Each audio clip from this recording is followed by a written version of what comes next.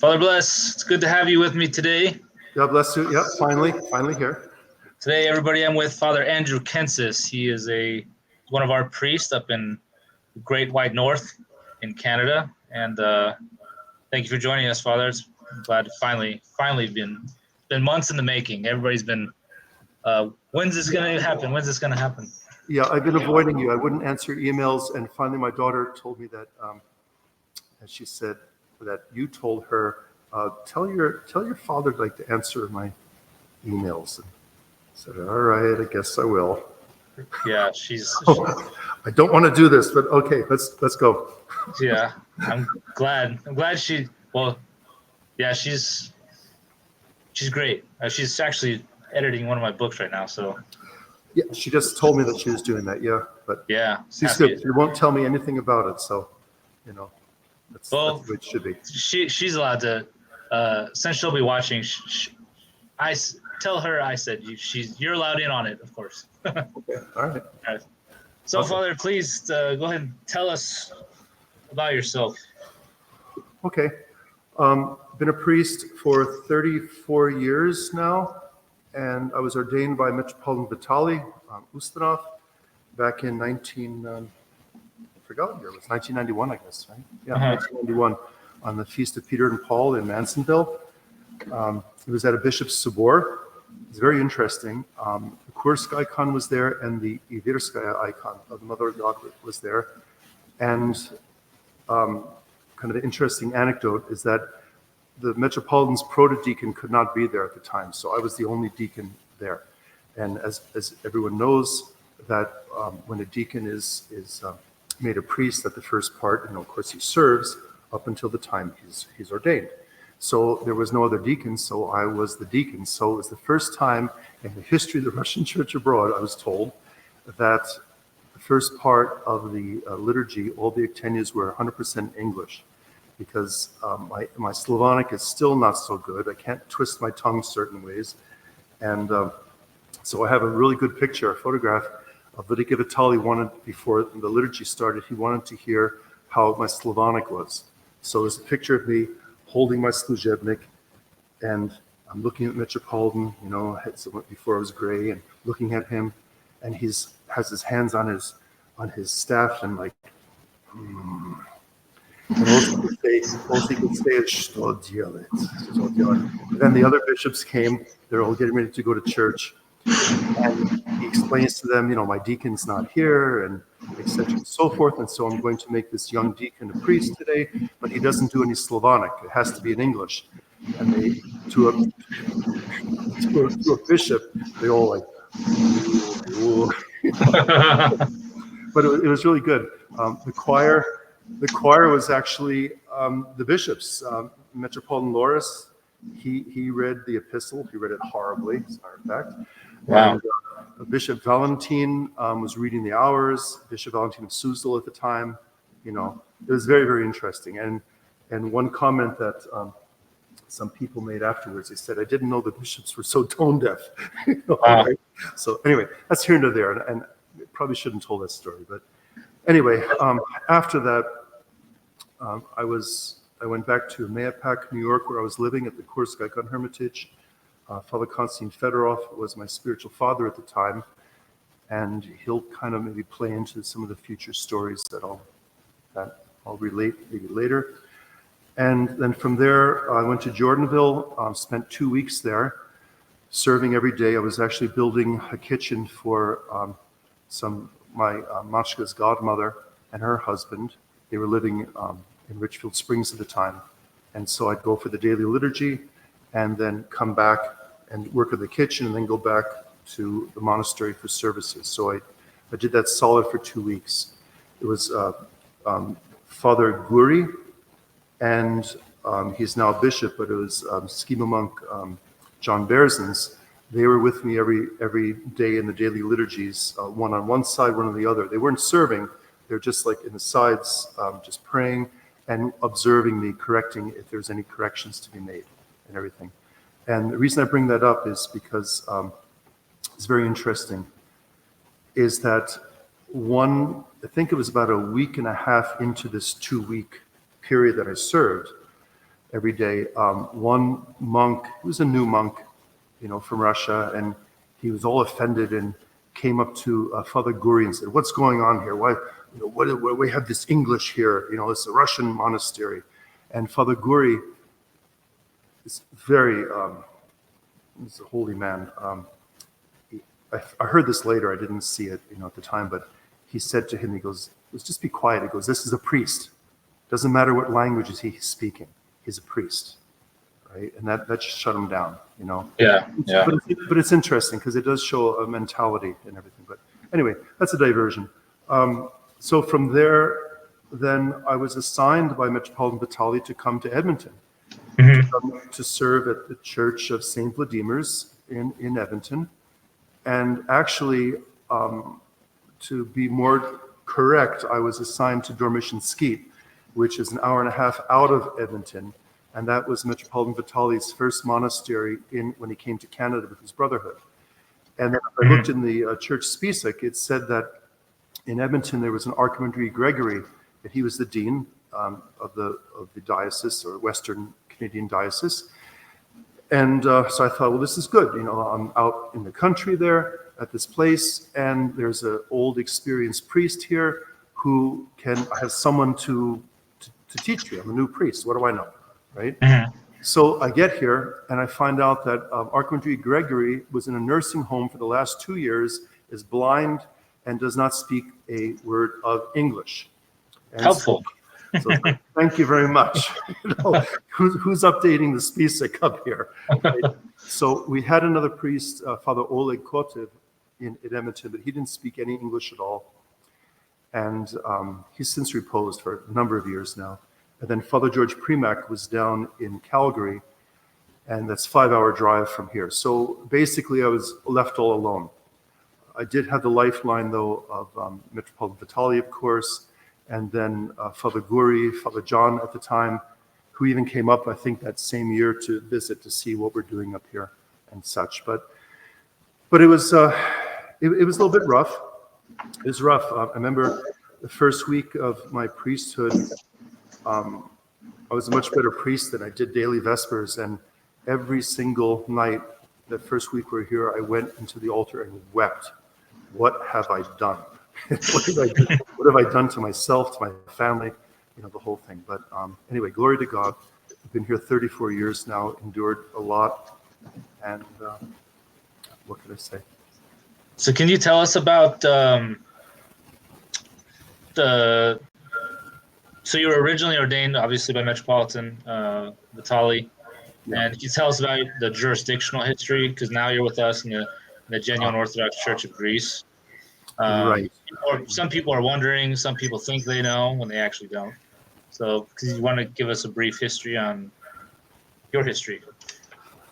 Okay, it's actually very simple. So first off, Metropolitan Vitaly was my bishop. He was my bishop. And so that's who I went to. That's who I talked to. He would come here to Edmonton. He'd spend an entire week with us. The last time we saw him was just before, just when he broke his shoulder, just before he broke his shoulder in New York. And he was with us for 2 weeks, right? He loved the parish here. And the way we'd serve, he'd serve in Slavonic and I'd serve in English, and the people, it was a mix of people here, And it's a little bit off the topic, but I want to bring this out because a lot of people, when I first was assigned up here in Jordanville, some people said, "Oh, Father Andrew, Vladika Vitaly, he hates English. How can you go up there?" And then a year later or so, I was at a clergy conference back east, and I tried to make those. It's important, right? And they said, I don't know how you survived up here because Metropolitan hates English. I said, no, he doesn't. I said, where do you get that? Where do you get that from? So it was one of the liturgies we had here, where and he would always serve as a priest, and that's important too. I'll bring that up later because during the glorification services for Saint Yosef, somebody made a comment on YouTube like, "Don't the priests know what they're supposed to do?" And they made a comment that we did something wrong. I thought, well, yeah. How often do I serve with the bishop? I totally messed up, right? Yes. But you're taught make mistakes gracefully. Don't interrupt the service, right? Anyway, that's an aside. So Vladika Vitaly, he's serving as a priest, still in his episcopal vestments. He turns and says, "My people," he goes, I'm Russian. It's my heritage. I use Slavonic, when I pray. That's how I speak to God. And it's beautiful. It speaks to my heart. He says, and all of you speak to God in your native language, which is English. He says, so now we're going to start the Divine Liturgy. I'm going to say what I have to say in Slavonic. You'll say it in English. And it's beautiful. We raise our voices and hearts together to God. He says, let's pray. And he turned to the altar and we started.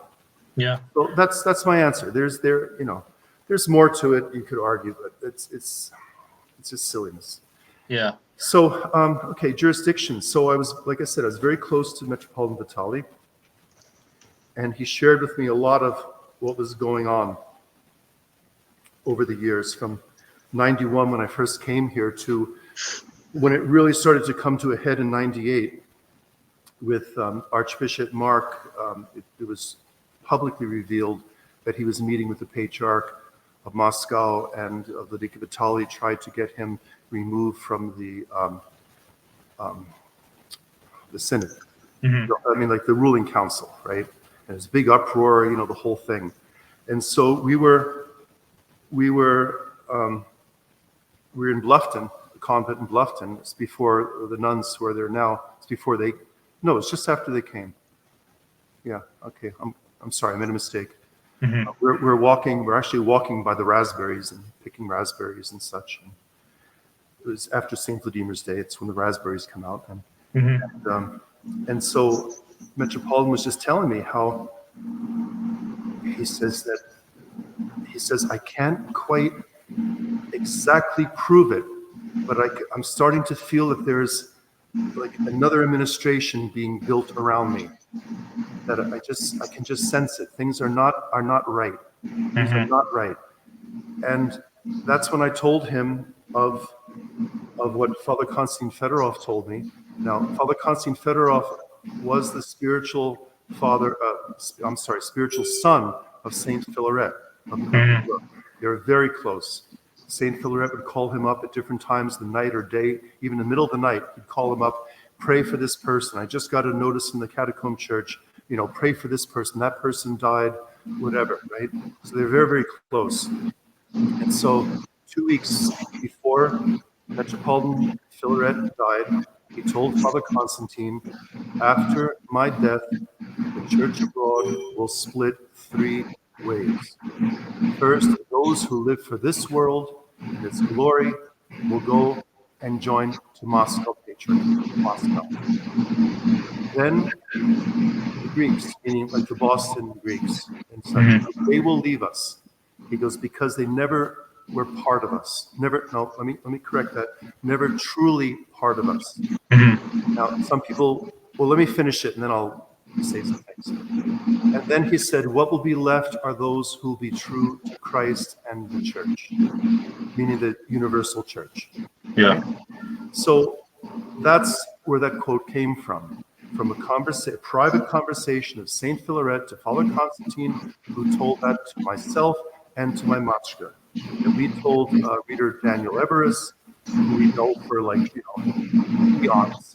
Yeah. My matchka was there when he was with Father Seraphim. My matchka was with Father Seraphim, Rose, and some other people when Daniel first bought that property, and they had to go through poison ivy like up to their shoulders, to bless this place where Daniel Everest was living. So of course Daniel had that blog, and of course I think that's how it got out, right? But that's where the quote comes from. Yeah, that's very interesting, because I've gotten many messages. Subdeacon, where does this quote come from? I'm like, I have no idea. So yeah. Now we know. Thank God. That's it. I'm telling you, that's what it was. Right? Yeah. So, so when I told that to His Eminence, Metropolitan Vitaly, he just looked at me and said, our church will split. He said that, and he got very, very quiet and just shook his head and was very, very sad. And then after that, there's really just small talk, So, all right. So then let's move forward. Question real quick, Father. Yeah. That was in what year did you say that was? That conversation was 1998. It was right when Vladika Vitaly was getting all that flack for suspending Archbishop Mark, when it was shown that he had unauthorized contact with the Patriarch of Moscow, right? It's in all the church publications from that time. There was. Yeah, that's an interesting point, because I've recently run across in Moscow, somebody published a book of Bishop Gregory Grabe's synodal reports to the First-Hierarch, and in one of those, it's what you're talking about, how I think Bishop Grabe is telling Metropolitan Vitaly Mark is doing back deals in Russia. So that's pretty interesting. Yeah, there's just all kinds of things happening under the current, right? Yeah. And that's what Vladika Vitaly felt it, that there's some kind of, like he said, a parallel administration being set up. And he was getting, you can maybe even say it was his nature, maybe not to be paranoid, that's the wrong word, but I mean, someone in that position, he needed, like, who can I trust? Yeah. So, paranoid has the wrong connotation. It's just like, who can I trust? Who can I trust around me? Yeah. So, we could move forward like to 2000, and with all the, I call it the beginning of the time of troubles, and we all know how all that went. I don't have to recount all that time. I think Father Nikita Grigoriev actually did the best explanation of what happened. Yeah. A lot of that I knew nothing about, because I'm in Western Canada, and like Father Viktor Potapov told me one time at a clergy conference that our Metropolitan's very wise, and he kind of put people like you like far away from all of us. Yeah. So like I'm in the middle of nowhere here, really. And thank God for that. I think it really saved us in a lot of ways. So, as I said, Metropolitan Vitaly was my bishop. Right? Yeah. That's who I went to. I was criticized, like, why do you go to him? I said, well, because he's my bishop. Who else am I going to go to? Anyway, so the time came for that synod meeting where he was retired. Now, let me tell you a little bit of background here, is that Ludmila, his secretary, I had a very good working relationship with her. So I was able to get to Metropolitan Vitaly anytime I needed him. If I had a question come up day or night, I would get a hold of Metropolitan. I had free access. I mean, of course, if he's sleeping or whatever, right? But I could get him, and it was through Ludmila. So now, just before that Sabor came, that retired him, she told me about some of the behind scenes that were going on. She said, okay, so much information, right? So Metropolitan Vitaly, he trusted completely Gabriel and Kirill, right? And he thought for a time Michael also. And I'm not saying bishop, not out of disrespect, I'm just saying it just to make it easier. All right? So when the time came, Ludmila told me that Archbishop or Bishop Kirill came just a couple of days before the meeting, came up to see Metropolitan, and he was resting or something, and he said to Ludmila, what can I get to Metropolitan? I want to get him a gift. I want to give him something. And so Ludmila looked at him and said, what Metropolitan needs from you is not flowers or any candies or anything else like you're mentioning. He wants your loyalty. Can you give him that, your loyalty? And what she told me is that he just kind of like was startled, and that's it. The rest she didn't tell me, or I don't recall, right? Bishop Gabriel was a major disappointment to Metropolitan, because he again thought that he was going to stand firm against conversations with Moscow and things like that. Right? So, Bishop Michael, I don't even want to talk about him. He hurt so many people. And Bishop Michael Don't starts stop. with, yeah, in Europe, correct? In Europe. Yeah. Some of the priests are even still in ROCOR MP. He had them weeping in tears. But that's here and there. Yeah. All right. There was one memory that just came to mind, but I just lost it. Sorry. Yeah. So anyway, so what Ludmila told me then during the time when the Sabor started is that they finally they kept trying to get Metropolitan to retire, and he wouldn't do it. He refused, and they kept pushing him. Finally, and she called me up like several times a day, saying like, "This is what happened. That's what happened." Right. So the day that he finally agreed, this is exactly what she told me. What happened? All right.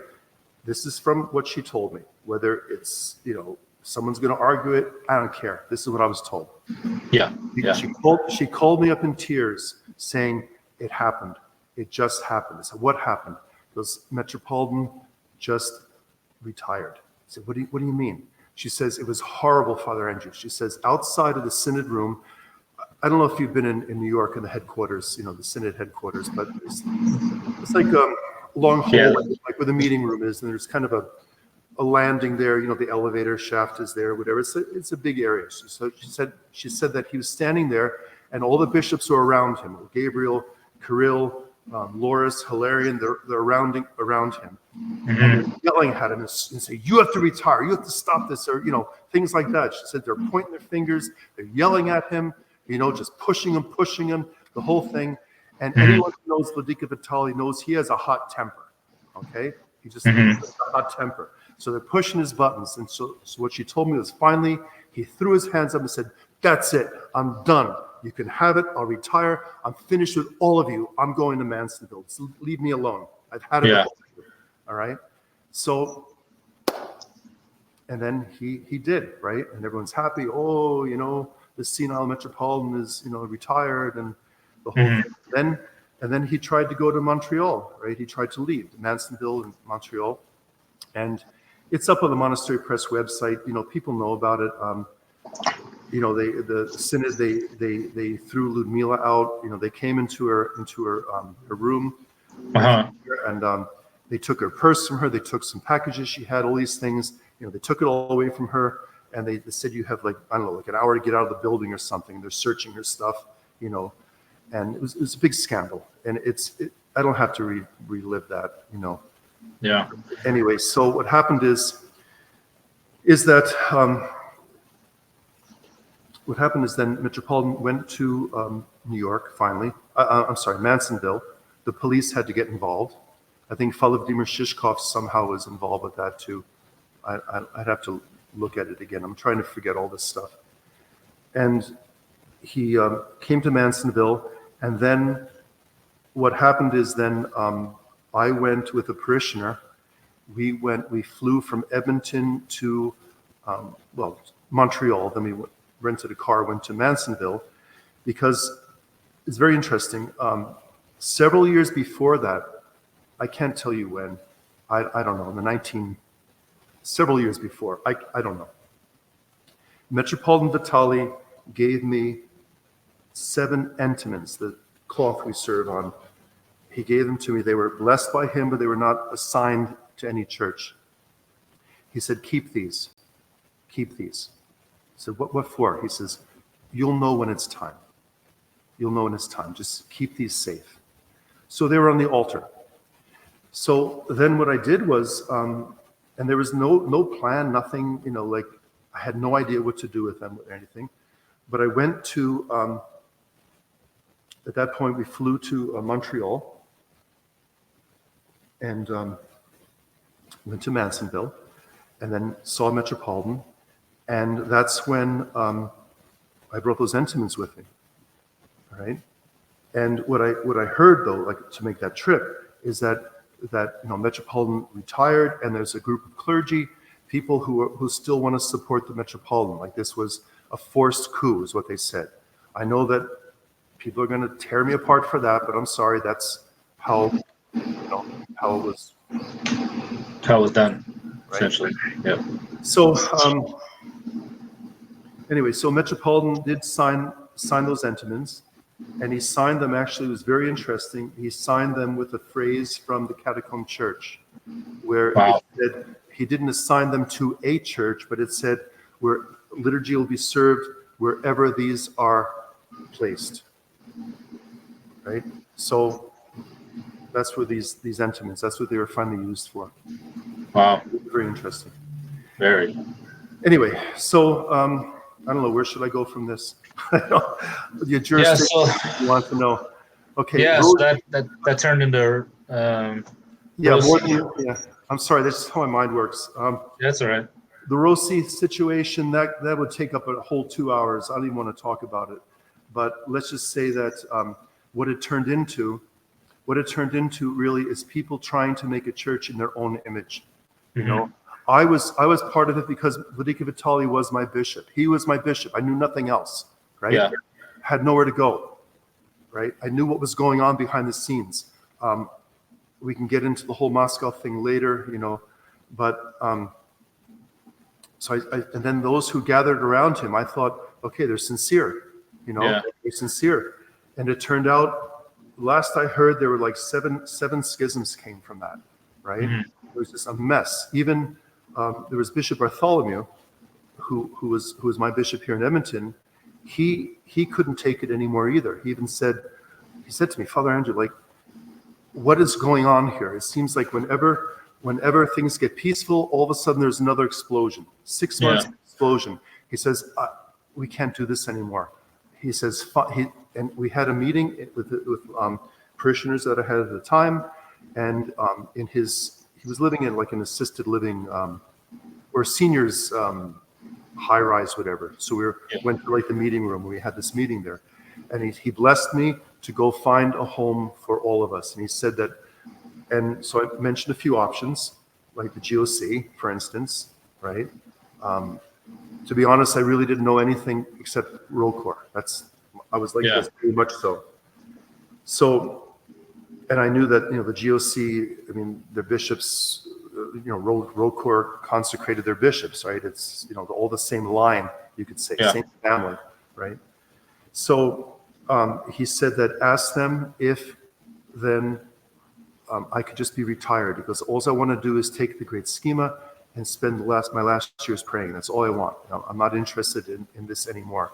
I've had enough, you know. Yeah. So that's what happened. I contacted Father Damien from Preston Hollow, and he was in Rossi from the beginning also, and then until finally he left. And again, that's a whole other story. Let me tell you. Yeah. Okay, so long story short is that Bishop Bartholomew then finally he came down with Parkinson's, Alzheimer's. He couldn't function anymore, you know. And so then what happened is I went with Father Spiridon Schneider and Father Konstantin Fedorov. We went to go talk to Bishop Vladimir, who was he seemed to be like the mainstream Rossi, you know, bishop, right? And then to talk to him, I had a number of questions to ask him, and there were questions that my parish actually wanted answers for. So we went there. It was in Peter Budzlovich's house in Nyack, New York, and went there. So it was Bishop Vladimir, Father Constantine across from me, Father Spiridon, and myself. And I had my list of questions. We started the meeting, and I wanted to take notes. And right away, I'm going into too much detail.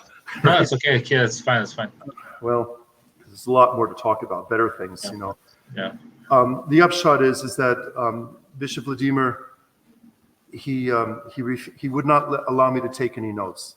I said, well, I have a bad memory. Like, you know, I want to give my questions. No notes. No notes. And so Father Constantine even said, listen to the Vladika, you know, do what he says. I just took the pen and just tossed it over my side. I was already frustrated. Yeah. Was it respectful? Probably not. You know. Anyway, so I asked him some questions, and through the whole course of this 3-hour conversation we had, also Father Spiridon was involved, and Father Constantine more or less, not so much. Bishop Vladimir, every time I mentioned a jurisdiction, said schismatic heretic. finally at the end I said, okay, what I got from this is that you consider yourself to be the only bishop that's left on earth. I never said that. I said, well, every single church that I mentioned, that I even, like just pulling these names out, you said they're not right. I said, so who's left? Who's left? Mm-hmm. Give me a break, So anyway, it didn't end well. I got up to excuse myself. I had to use the washroom. And I walked out the door. I just left. I said, I'm done with this. Yeah. I left. I stood outside. I waited for the other priests to come out. And they said, did you leave on purpose? I said, I sure did. And I'm done. I'm done with this. I'm done. And I said, take me to Novodevievo, right? I'm sorry, not Novodevievo. I'm sorry, Tolstoy Farm. That's where Father Gregory was living, right? So I wanted to talk to him. He was old ROCOR priest. I know him for many years, when I was a layman and then as a deacon and everything, and I trusted him completely, And that's where I met the future Bishop Andrew. He just left the Holy Land. He was there for almost exactly 20 years as the, part of the ecclesiastical missionaries, the confessor, and everything, right? And he left because of the Union for Moscow. And that's when I heard that he was going to be made a bishop by the Church in Resistance at the time. Yeah. So I said to him, well, then when you are finally consecrated, would you consider, would you cover us? Would you take us? He goes, absolutely. I said, thank you. So then, just talking, then, of course, if Father Gregory and Bishop Andrew, of course, they're very jolly people. Then, of course, they took us out to a Chinese restaurant. We had a great time, right? So then what happened is I get back in the car with Father Seraphim, we said goodbye and everything. And all of a sudden, I got so angry, and I can't even remember what I said. And Father Seraphim looked at me and goes, what happened to you? I said, do you realize how far we've fallen? How far we've fallen with this Rossi thing? Like what it turned into, And then that's when he took me to Astoria to go see Father Vsevolod, who I knew from old times. I was old ROCOR, right? Yeah. I was baptized 1981. I mean, not that old as some priests, but old ROCOR. So anyway, that's when I met with Father Vsevolod, and he told me about what Metropolitan Agathongal was up to, what they were doing, or Bishop at the time, Agathongal, right? So that's how we wound up under Archbishop. I got kind of ahead of myself. Okay, long story short, came back to the parish. I told them what was going on, and everyone agreed, no problem. And then I did something that in the interim that really, I never thought I'd ever have to do this, but it was years ago. Maybe it was even 1995. I was driving with Metropolitan Vitaly. He loved to go shopping when he was here. So we're driving in the car. We went to Superstore or whatever, and I'm pushing the cart, and he's putting stuff in, and we're driving back to the church.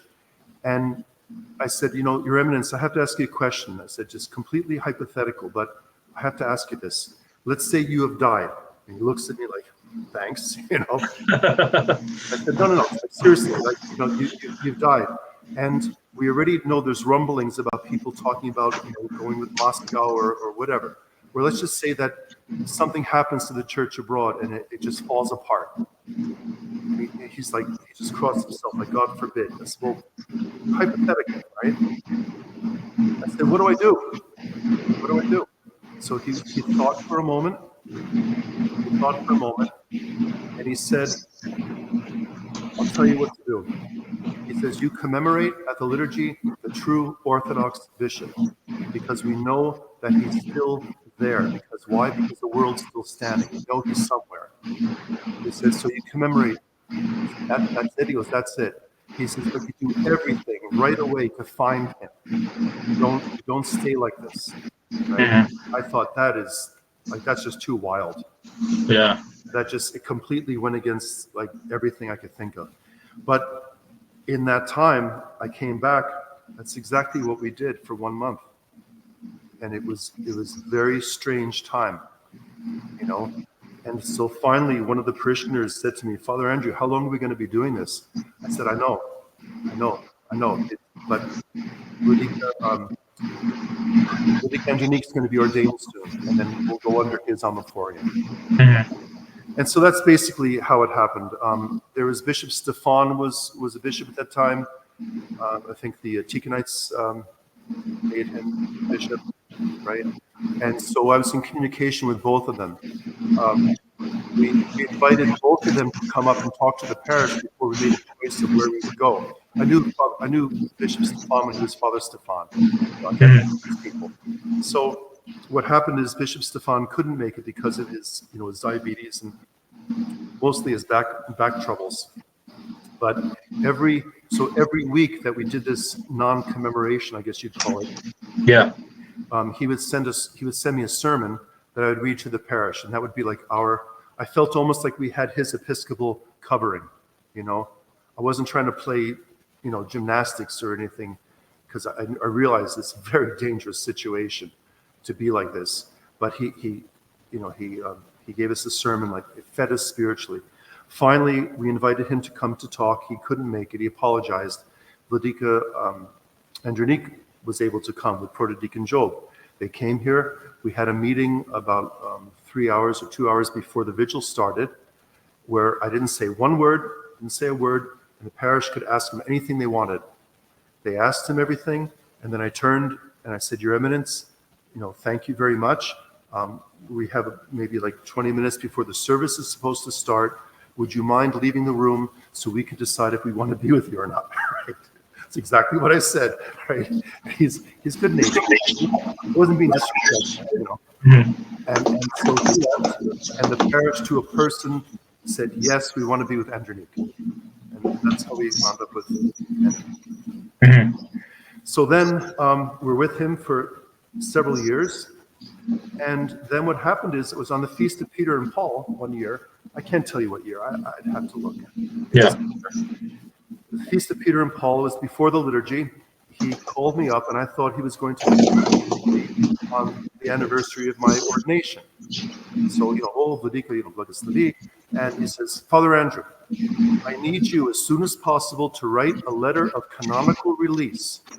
Do not to go to Bishop Demetrios, Metropolitan Demetrios, but do not send it to him. You'll send it to me, and I need you to do this immediately, like today. And I thought, what? And he says, I'm calling up all of my priests right now. I'm calling up all my priests and telling them that they're going to be given to Metropolitan Demetrios because I expect within a week's time to be suspended by Metropolitan Agathon. This is all, it's like they say, like lightning out of a clear sky. I don't speak Russian, so I'm like left out of a lot of things, right? And so, okay, so I went home, I wrote the letter, and then we were temporarily like on loan to Metropolitan Demetrios. Yeah. I did meet him a year previous when he was at Mountain View, when they was starting Cobleskill and all that, right? So that was fine. And then of course he was suspended, and then Metropolitan Demetrios tried very, very hard to reconcile the two. Yeah. And really, all it was, I think, it's just a matter of approach of things, to be honest. But whatever. I really still don't even know what the Neither here nor there on that subject. But yeah, it's like enough, Anyway, what happened is then Metropolitan Demetrios did broker a peace between them, and then Vladika Andronik unfortunately withdrew his signature under pressure of his priests, of his clergy. And for me, that was enough. I said, all right. And I told this to His Eminence. I'm not revealing anything here, to the world or something, but I was really disappointed that he gave in to pressure, And right or wrong, I don't know. I don't want to get involved. I don't want emails on this, But I just thought, I'm sorry, I can't do this anymore, Yeah. I can't do it personally. I can't do it to my flock, and we just stayed with Metropolitan Demetrios. Yeah. That's how we wound up in the GOC, right? And you can argue that was actually the blessing that I had from Bishop Bartholomew years before, right? So that's how we wound up in the GOC. And I could tell you that no one in the parish has ever looked back. And we feel, honestly, I mean, we feel that we're back in old ROCOR. I don't know what else to say. It's funny you mentioned that, because I said that exact thing today. Really? Yeah, literally those exact words. As I said that, I was telling Father Constantine today, who's visiting our parish. When I came to the GOC, it was. Now I'm reading like, old ROCOR. Everybody, this is the new book, by the way. I'm reading these documents and the letters from Saint Philaret and all these Archbishop of Veriki, and where I was at is that wasn't that, And then when I came to the GOC and under the Omoflorian and Metropolitan Demetrios, it was, I'm like, wow, this is like living back in the 60s and 70s. It's old ROCOR. It's orthodoxy. It's good. Well, yeah, and that's it. Yeah, I'm sure I could say something about that, but it's just we're just at peace. I don't even think twice about it anymore. It's just where I am. Some people asked, are they going to make us, turn into Greeks? I said, no. Metropolitan Demetrios, he was raised in ROCOR, if you want to say that.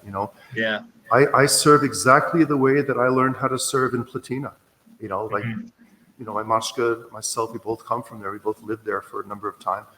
Moscow for a number of years, myself for 1 year. And that's where we learned the services, and that's how I serve. I do the tones the same way. We serve exactly how we learned Platina. And from what I understand, that was a Jordanville way. So I don't know. Yeah, I can say personally, I don't have any complaints myself either. So it's nice to have a bishop who's, when he gives a homily, it's, you don't have to even second guess it, really, the orthodoxy. No.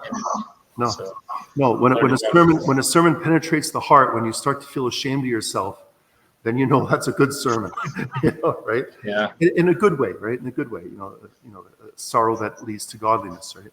But anyway, that's how I wound up in the GOC. So I was not jurisdiction hopping. Basically, I was given away. We fled from Rossi. I thought was going to be something. And like I said, Father Konstantin Fedorov told me that he knew of 7 schisms that happened from Rossi, right? And it's like, what's going on? I thought we all had the same mind. And it turned out to be just people who really want to make a church in their own image and use Metropolitan Vitaly's name. And I said it, and I stand by it. Yeah, I think most people... they're sincere. People were sincere. There's no doubt about it. But I think that a lot of personal stuff got in the way. And that's what destroyed it. I think especially a lot of people in ROCOR MP, they try to use the Rossi as like the aha, I got you moment, or the you see. No. Nobody's disputing that it turned into what it turned into. We all know. But what's very interesting, now I have it somewhere, I don't know where, but Father Spiridon Schneider wrote a very good explanation of the whole thing. Yeah. How it started and how it started to fall apart, right? And I cannot find it. And if he's hearing this, which he probably will be, I hope he sends it to me, all right? Because it was very well done. But one thing that's really interesting is that the Tikhonites, okay? Now, I was there right from the beginning of Rossi. I was the secretary for English, right?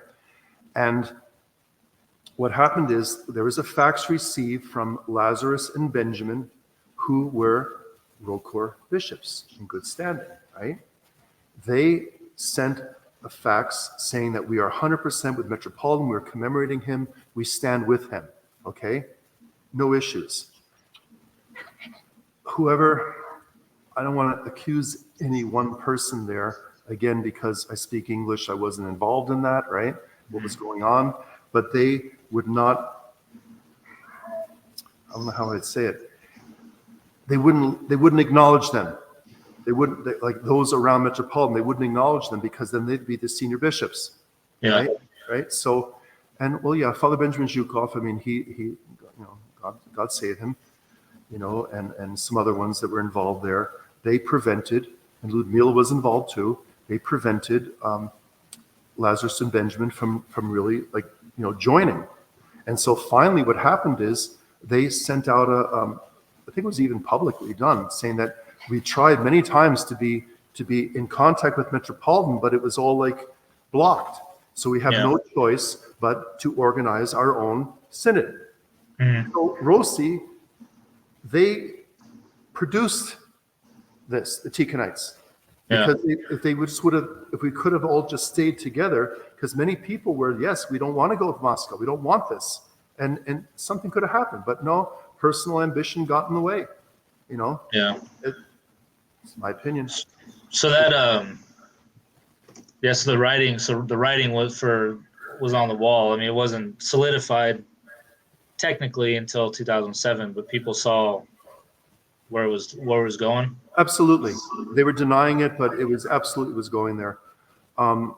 There was two. I was involved, to my shame.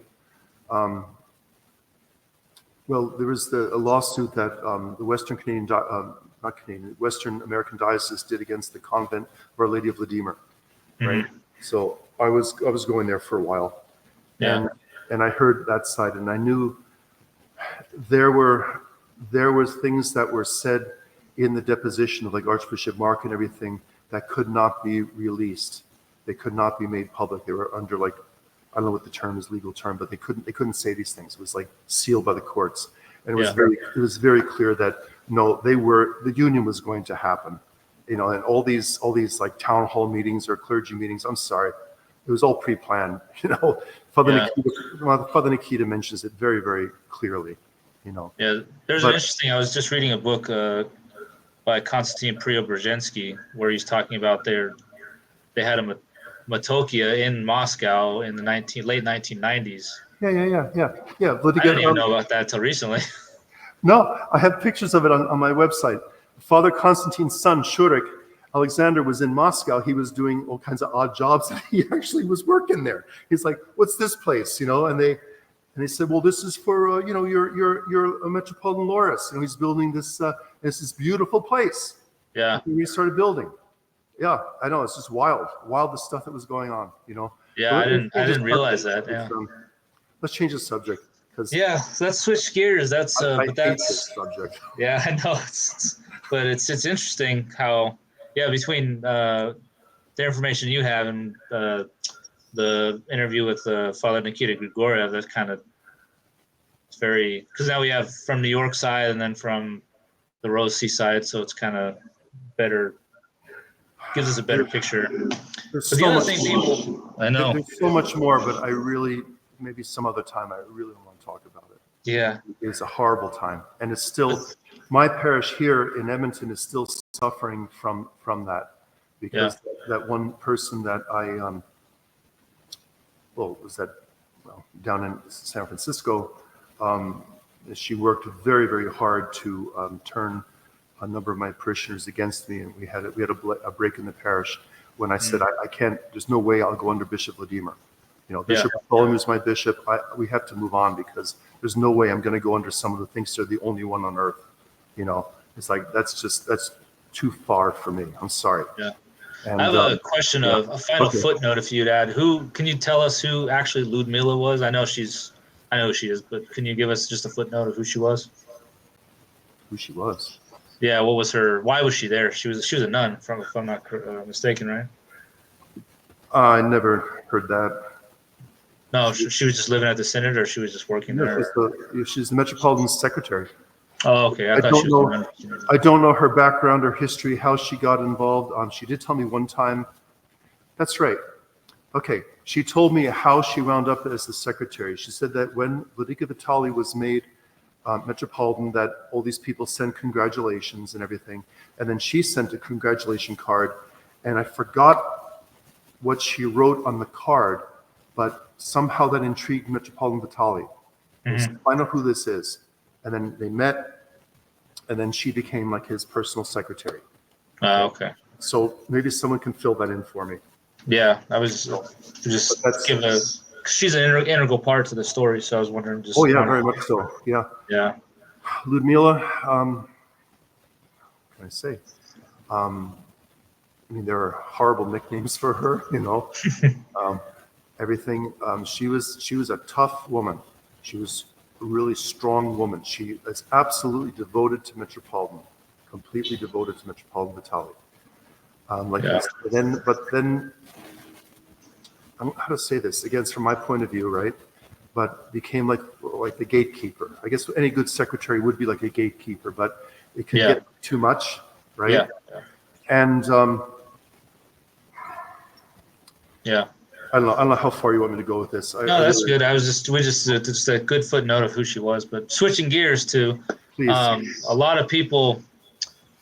So as you know, Father Seraphim rose and is a hot topic nowadays. And there's all these interviews coming out. Oh, I was his spiritual whatever, and Father Seraphim thought the new calendar was great, and yada yada, and he would have went with Moscow, and he would have kissed the hand of the patriarch, etc. So those don't know, Father Andrew was very involved in Platina. He was knew Father Seraphim. He didn't just visit 100 times and correspond over the course of 14 years or whatever across the country and visit here and there. So he's very in the know. So I'll let you tell us that story, Father. Well, just to start, Father Seraphim baptized me. He also baptized my machka. Father Seraphim Rose baptized you. Yes, yes. And I think I sent you the picture of my prayer book that he gave me on the day of my baptism. Yes. It says to Andrew, my son in Christ, on the day of your baptism. Do you want to share that, or I have it here? I could share it on that. Yeah, you could. Yeah. What I'll do is actually, I don't know when, because tomorrow's Pokrov. I have to go to the convent to serve, but I want to send you all my photographs that I have of Father Seraphim, and you could choose like how you want to put them in. Yes. All everything. That's Father Herman. Yeah. So please, tell us the story about his baptism and. All right. Oh boy, I don't even know how to start. I don't know, when I first met him, or we have a lot to talk about. Yeah, just so you're baptized by him. That's kind of important. You didn't just invite him from Turkey or something. Yeah. Okay. All right. Well, I was after graduated high school. I'll try to say it really fast because I want to get on to other things. But after I graduated high school,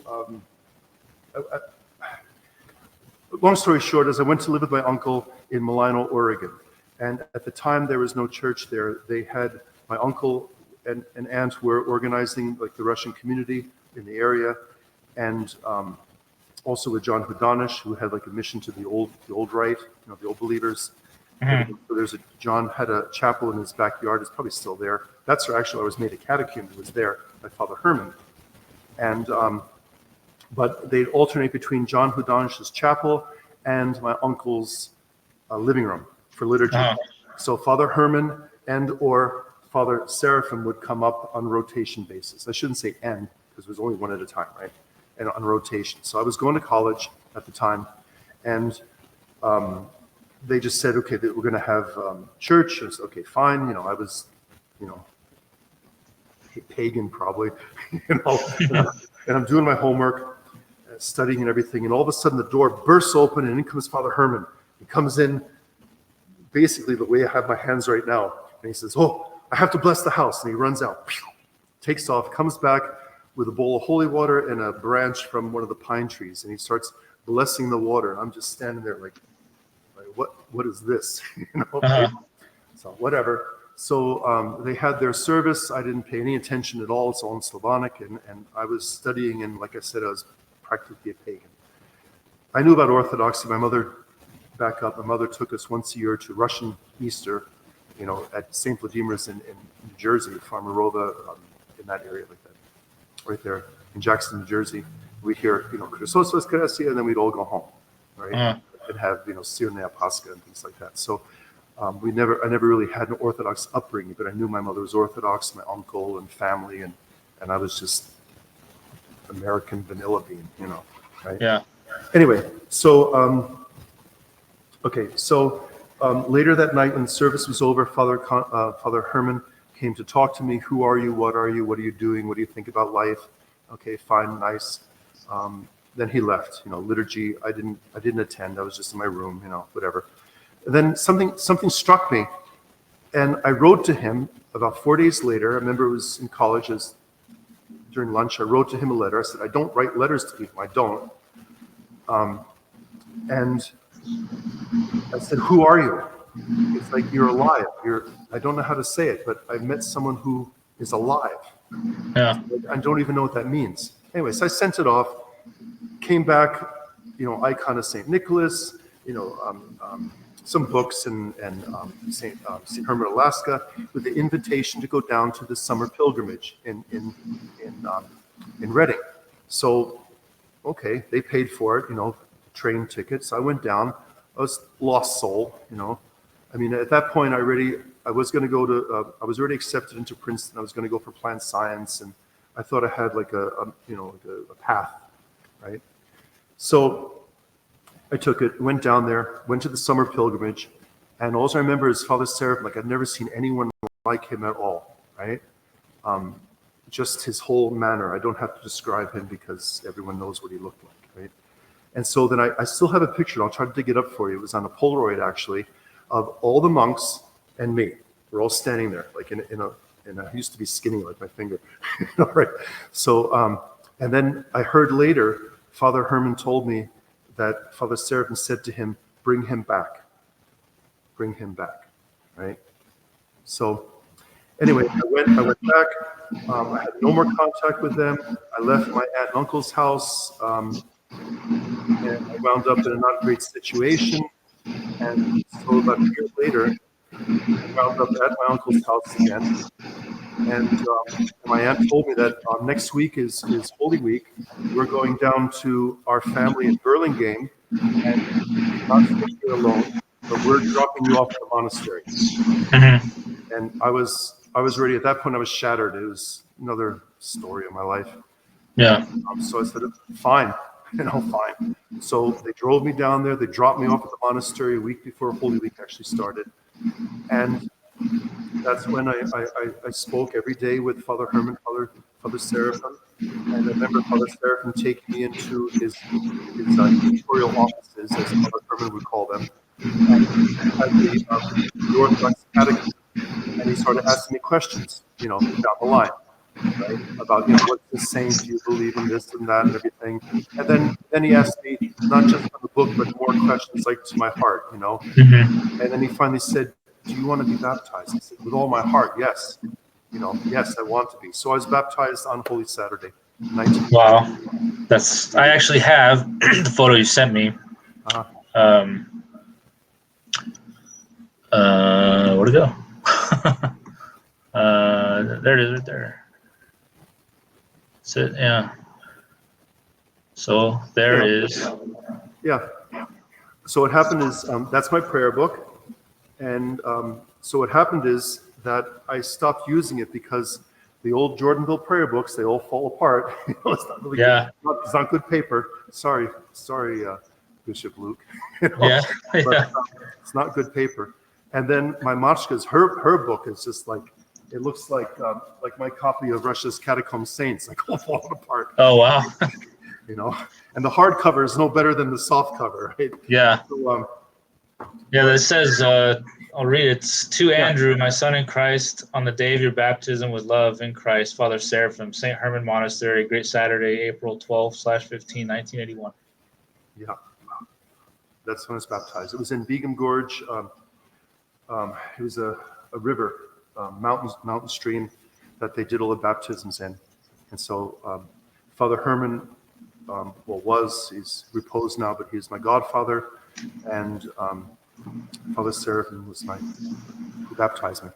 Yeah. So, yeah. So how did you end up staying there for extended period of time? I had nowhere to go. Mm-hmm. So it was a lost soul, right? At that point. Yeah. So I just stayed there. I just stayed there, and I just stayed there. Went through the daily services, and I lived the life of one of the brothers. What was the daily life like in Platina with Father Seraphim? I can't remember what time we got up for prayers. I can't remember. But we'd wake up and go to the church for morning prayers, matins, everything. And then at the end of the matins, then if there was no liturgy served, then we'd all come for the blessing of the whoever was serving, either Father Herman or Father Seraphim. We get a piece of prospera, like the Antidor, and then we go to trapeza, have our meal, and we all took turns, like 1 week in the kitchen. So I think I told you the other day when we were talking that once a month we all got food poisoning because Gleb, or Father Herman called him Wagat. It was his nickname for him, but Gleb was a young man that they took care of.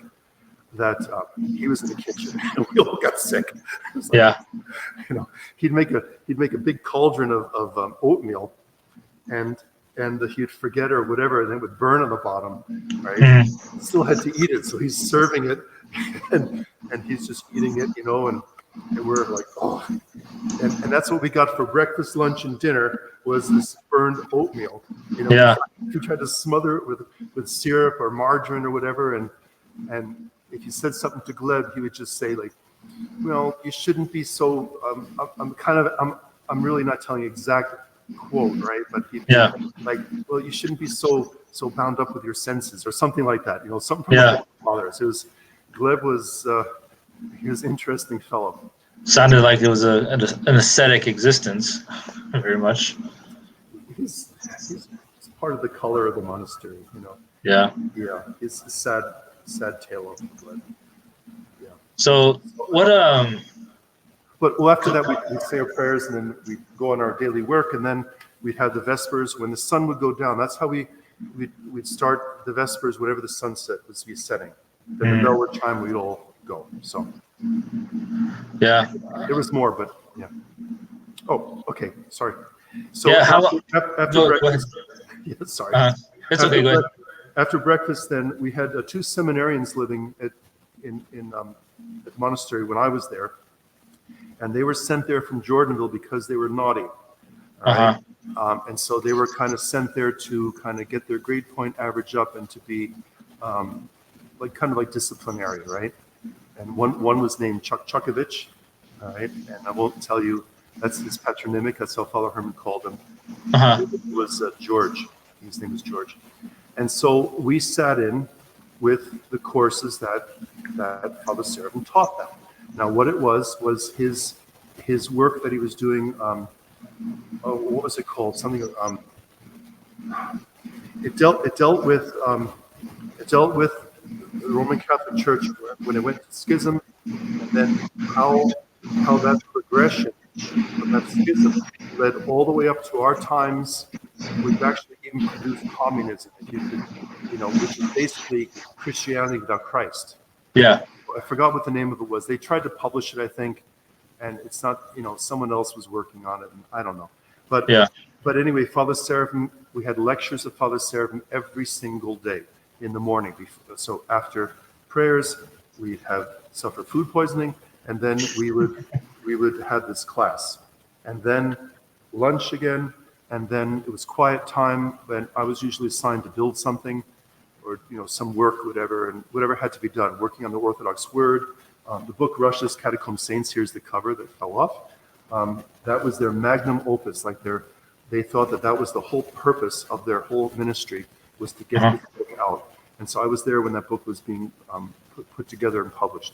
And there's actually, just to kind of brag a little bit, there's a couple words in some of the paragraphs that it's my word that I changed. Yeah. See, I'm being yes. Anyway, but anyway, that's what it was. All right. So then we had at dinner time. Then Father Herman would either give talk about lives of saints, read a translation that Father Seraphim and Gleb have done, or he'd have Father Seraphim give a talk on something. So there was every single day was spiritual instruction. So that's how it was. But then, of course, the various tasks. If one of them went on their missionary trips, they would take 1 or 2 brothers, to go on the trips. One in particular that I remember was that Vladika Nectaria of Seattle, he had a house church in Alameda, California. he had a very small icon, about so big, of the sign of the Mother of God. And all it was just Mother of God, just the image of the Theotokos with Christ. And that was given to him by Elder Nectari of Optina. So his house church was dedicated to that icon. So once a year, Vladika Nectari would invite very few people to serve at a literal all-night vigil.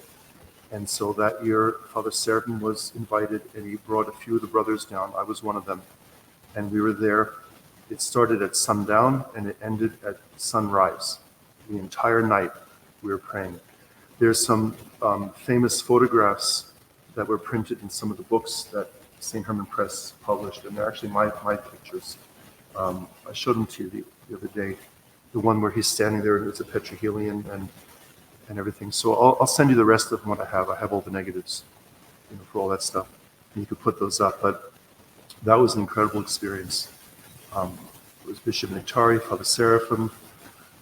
Oh, I forgot his name. He was, I think he was just a novice, but he was with Father Spirit, and I can't remember his name, but it was just very few people. And that was quite an experience. So, that was basically it about the daily life. Some experiences. So, yes. Go ahead. So Father Seraphim, and you said, like you mentioned, Father Seraphim, that was their opus. They wanted this book. Why do you think that was? Why were they so heavily invested in the Catacomb Church? You just have to read the introduction. Yeah. That was their whole mission. Like Mary Manser was heavily involved in it also with Orthodox America. She had the Cry of the New Martyrs, and that was basically the focus.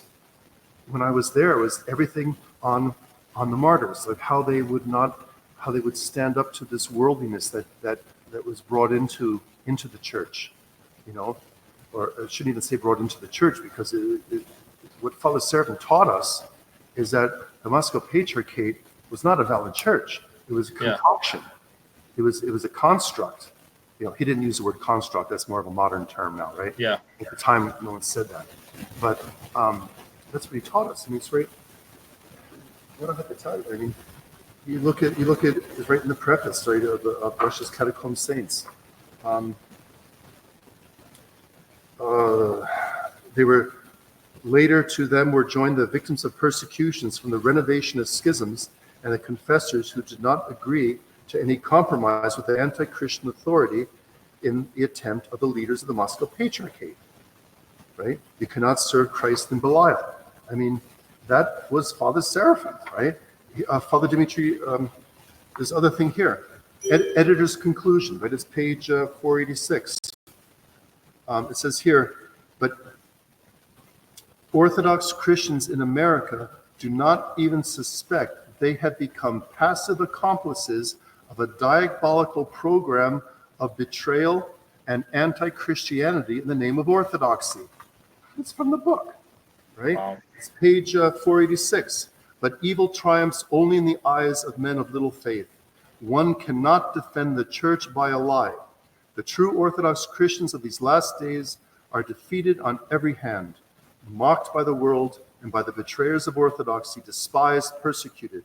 And yet for one thing, they are unconquerable. They stand in the truth. And thus, as our God is truth, their ultimate victory is certain. Only may the hour of judgment come soon for the betrayers of orthodoxy.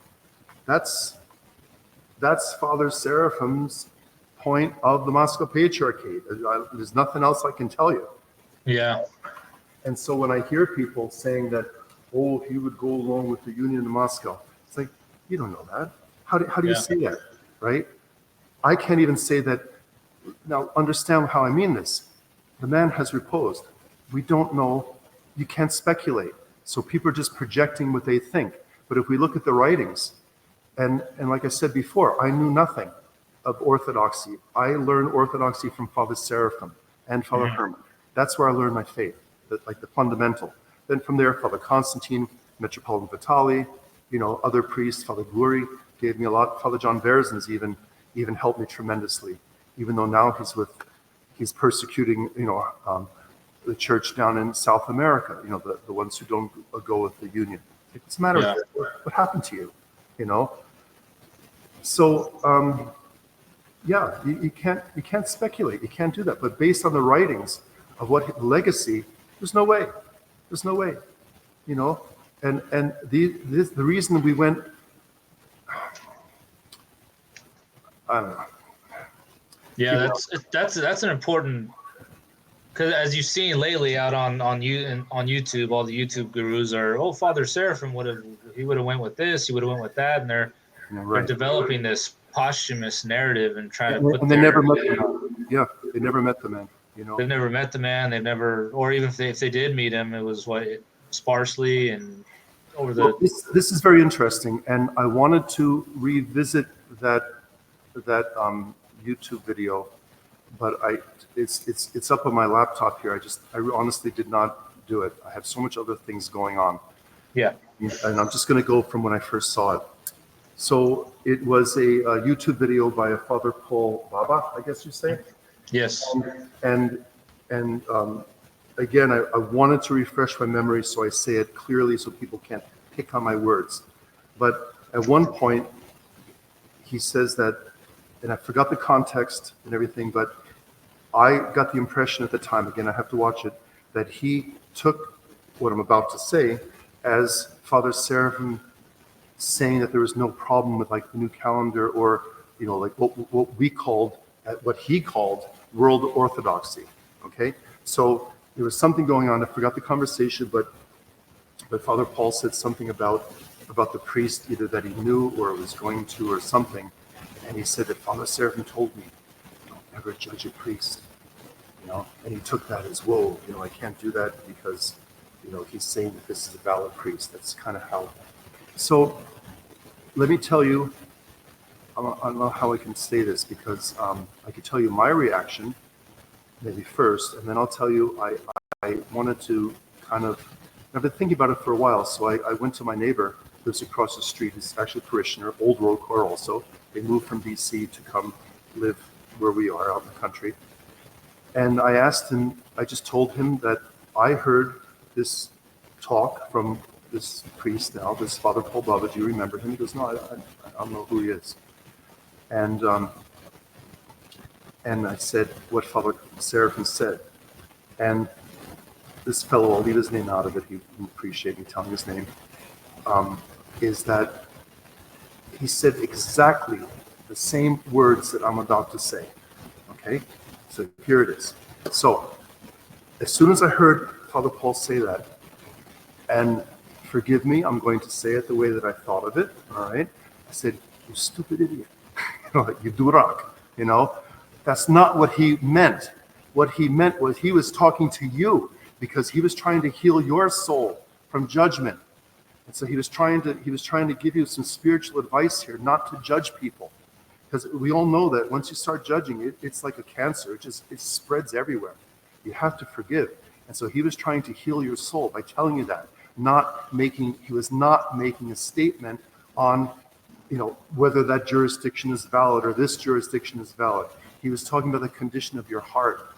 Mm-hmm. So, I'm sorry, Father Paul, but you know, that's what it is.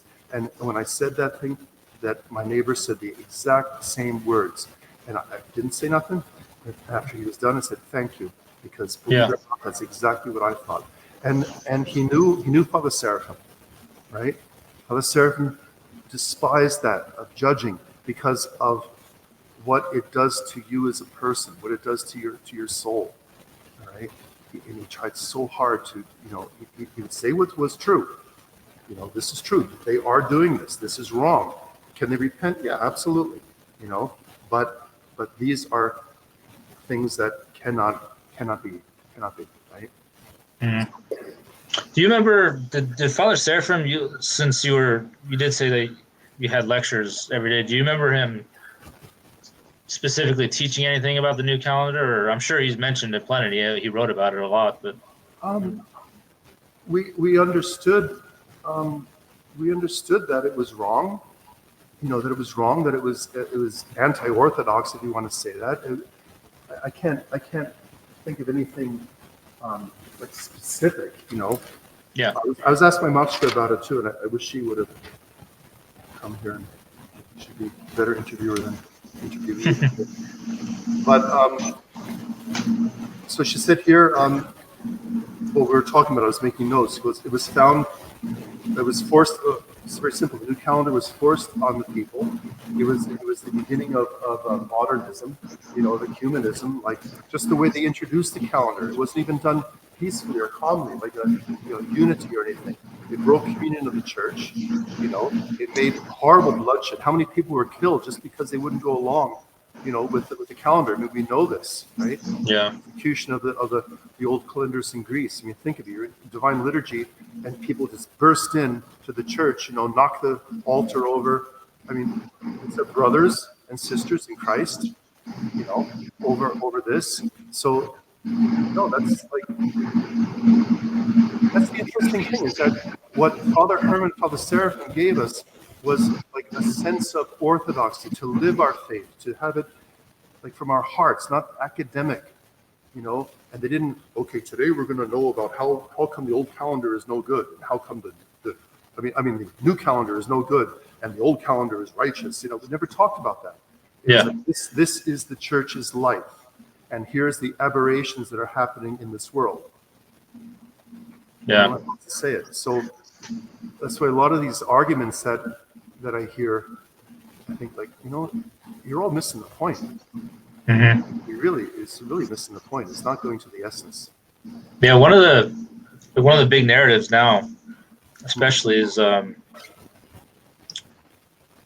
it's funny, it's that it's being pushed by World Orthodox new calendarists from Greece, and that they're actually it's being pushed from the World Orthodox new calendarists, and ironically the OCA. They're trying to hijack his person and try to, like I said, create this posthumous narrative that Father Seraphim loved the Metropolia. The new calendar was fine. The old calendars were schismatic, graceless. No. Can you Okay, go into that a bit? Sure. I was at the monastery. Like I said, I was living there for a year, and this is kind of a dig. Maybe I shouldn't do this, but I never met Father Paul Baba. I was there for a year, and my mashka lived there for 7 years in the area. She doesn't even know who he is, but I'm not saying that he wasn't there. Okay, maybe I was in kitchen duty or something when he came by. So I'm sorry. Okay. Anyway. Just saying. So what happened was, it was one day, I was in kitchen at that time. I think it was, or whatever, it doesn't matter. But what happened is, it was in the afternoon, it was like quiet time, and this priest showed up, and Father Herman used to call the modernist priests, World Orthodox priests that had short hair and no beards, he called them beardless wonders. So what happened was, this beardless wonder came into the monastery. He went right into the church, venerated the altar, and then he came out and said, "Hello, here I am." No one knew that he did this, right? And then when it was, "Oh, hello, like, who are you?" "Well, I'm Father so-and-so." It turned out he was Antiochian priest, new calendarist, Antiochian, and he wanted to come see, the fathers of Platina, right? Everybody wanted to come. Special place. Father Herman, he was so upset. He gathered, Father Seraphim, Father Nazari at the time, and they're just talking, and he had Father Seraphim go into the church and bless the altar with holy water. He was that upset, and he says, we have to be more diligent and careful, and like, we never locked anything, right? We're in the mountains, and you don't lock things, And after that time, the monastery gates were closed for a while, until they got over it's like anything, right? Something happens, some offense happens, and right away, security tightens up, and then it loosened up again. But I remember that very clearly, very clearly. I don't know who the priest was. I think I have a picture of him somewhere. My stack of pictures from the So when I hear people say that they accepted this or accepted that, I'm sorry. No. They would look at every person individually who came. They talk to them individually to see like where they were. They wouldn't what I call now like double dip. You couldn't go to communion both places. You come here, you can commune. Of course, make sure you're baptized correctly, all the basic stuff, right? But they wouldn't let people go back and forth. Yeah. That was my experience. If I'm Yeah. wrong, someone will correct me, but that's where I learned it. So I don't know what to tell you on that, or if I could. Do you think that was that's pretty interesting, because especially people are trying to push the narrative like the calendar doesn't make a difference, but then new calendar's priest comes in and venerates the altar, and then Father Seraphim re-blesses it. That's essentially, he's saying that was defiled because of that priest going in there. I mean, yeah. And at the time, like I said, I was like nobody, I didn't know any better. I just, wow, okay, this is what I saw, Yeah. I had no, this is right, this is wrong, this is what I observed. I was still very, very new to the faith. Yeah. So, if you want to touch on, well, I'd like to tell some more stories about Father Seraphim, some interesting things. Please do. So, where can I go with this? All right, it's a few things. One is that little vignette, whatever. But in his Father Herman called it his editorial offices, Father Seraphim. I have a picture of his desk, and I'll send that to you, where it's his desk, and then in the background is this big, just massive letters, like it looks like chaos. And that's actually his filing system. And he knew where anything was in that thing. And I think my Mashka would agree that I think I kind of took the same kind of lesson from him, because my place is just an explosion. But Father Seraphim knew exactly where everything was. It was this big, organized mess. Anyway, so he's sitting there one time at his typewriter. Bishop Nectari of Seattle was visiting, and I was told this story by my Machka. I wasn't present. And so Bishop Nectari is sitting there, and Father Seraphim's quietly working, and the Vladika starts, never again, never again. And Father Seraphim said, never what, Your Eminence? He says, you'll never get a comb through that beard, never again. So that's one story. And another one was Brother Stephen, and I think he's still alive. We lost contact with him, and it's an interesting fellow. He at the time when I was first there, I didn't have a. That's it. That's the desk. There's the typewriter, right? And Bishop Nectari was off to the. I guess looking at the picture, it'd be off to the left, is where it was, because the door was there to go out into the main monastery grounds. So, so what happened is the night of the baptism of Brother Stephen, he didn't have a cell. Like there was no place for him to be at the time, and he asked and so he was sleeping out under the stars, and so he asked me if I would just stay with him, just stay here near me. I don't want to be alone. Okay, fine. So behind the church, the old church that burned down, there was a big stack of logs, and we settled down sleeping on the logs, and it's actually very comfortable. You had 2 logs on either side of you and one underneath, and it was very comfortable. You put the sleeping bag down, and you're kind of cradled. So he was on the upper level, and I was down a little bit lower. And he was, during the night, he's moaning and groaning and like crying out, and I said, what's going on? Like, wake up. And he said, I never told you this about myself. I said, what? And I'm thinking, great, I'm here in the woods, He says, I was a warlock. I was a warlock before. And great, And he said, tomorrow when I have to spit at the devil, he goes, I know exactly where he's going to be. I'm telling you right now, right? Okay, so I just want to set the stage of what I'm about to tell you. He was baptized and became a novice there, and Brother Stephen.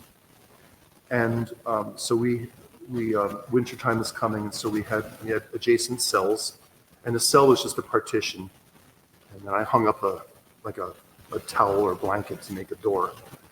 And so what happened was he was on kitchen duty, and it was I don't know what, it was late, it was dark already. And all of a sudden he burst into my room, and he said, I have to talk to you, Brother Andrew, I have to talk to you. I says, what? He says, and he was like petrified. And he said, I was dumping the water, I had to open up the door to dump the dishwater out.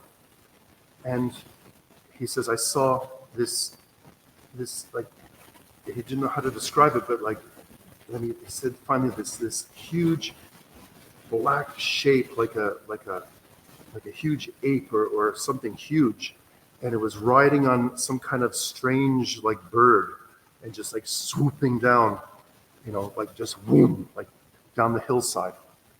And he's just petrified, and he came to me, he's just like shaking. And I said, go to Father Seraphim right now, go, right? And actually, I only thought about this yesterday, is that he had to walk right by where the demon was, where he saw it, and he had to go through the woods by himself to Father Seraphim's cell. I didn't even think of going with him. I thought of only now. So if you're seeing this, you're still alive. I'm very sorry I did that to you. Anyway, I was scared, right?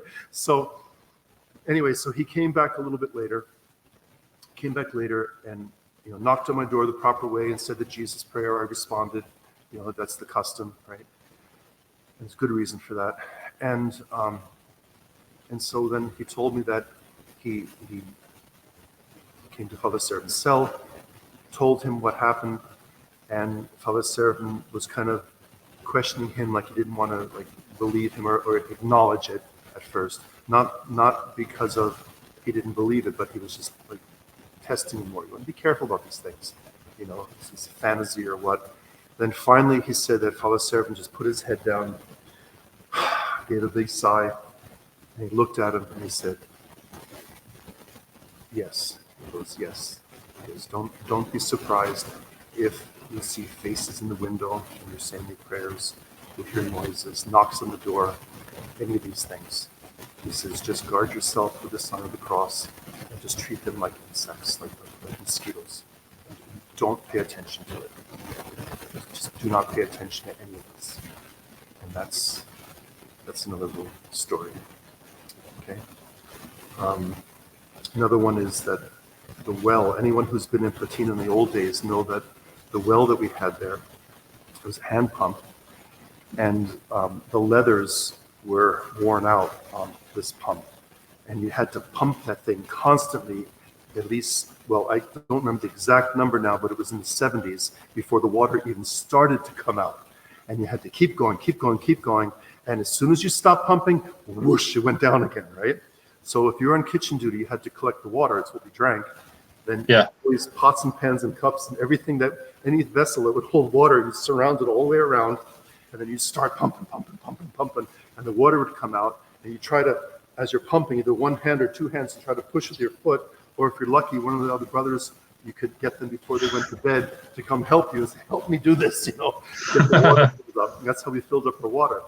So then I remember that Father Seraphim, every night before he went to his cell off in the forest, that he would come with a little cup, like little plastic coffee cup, like Tupperware type of, simple, I don't know what it holds, 6 to 8 ounces or something.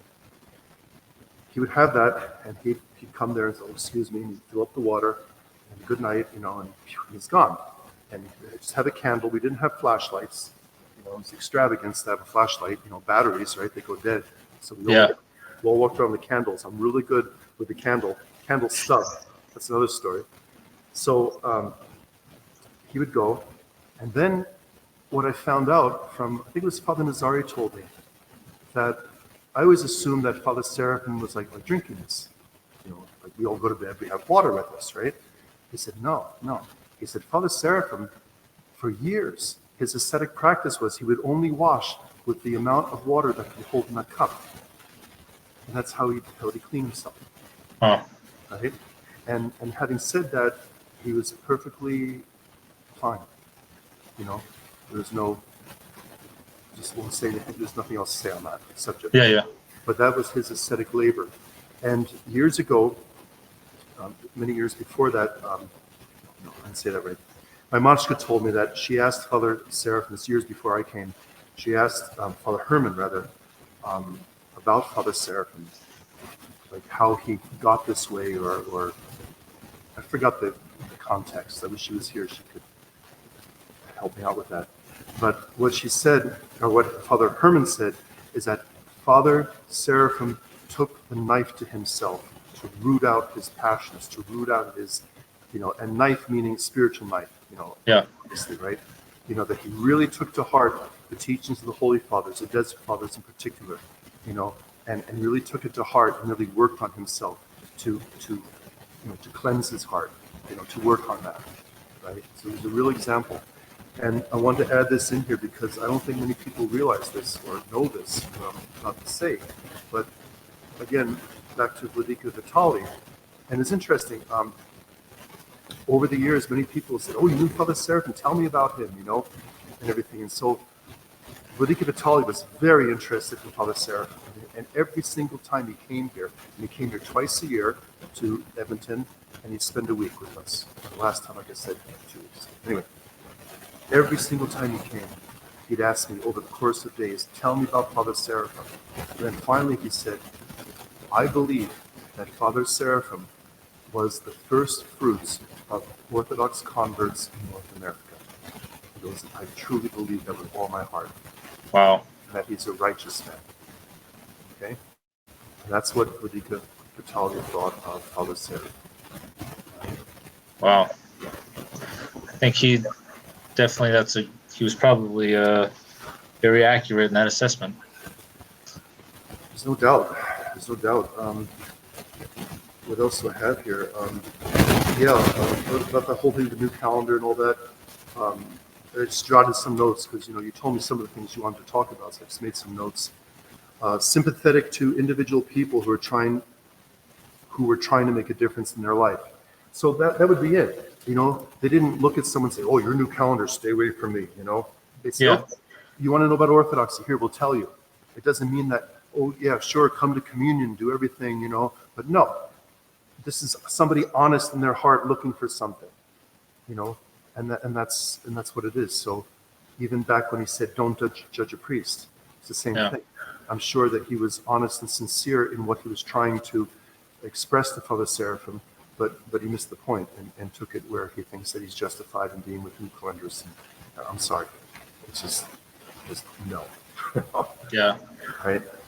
Don't want to pick on a person, but Yeah, I think there, and I just published that letter, that long research paper I did on Father Seraphim Rose's letters and his how he spoke of the old calendars, and well, there's your answer, right? It's like, that's it. You want to know what he thought? Read it. That's the man's words. Now, what's interesting, I don't know if you want me to bring this up or not, but yeah, this is, before I forget, I forgot I was telling you earlier, this is Father Seraphim Rose's letters. So this is from 62 to 82. Oh, nice. Yeah. Okay. When was it published? If you want to know what Father Seraphim Rose thought, people are wondering, if you want to know what Father Seraphim Rose thought, it's in here. He was very clear on what he said what he said, and he said what he meant. Yeah. Yeah, very much so. Very much so. He wouldn't mince words or anything. I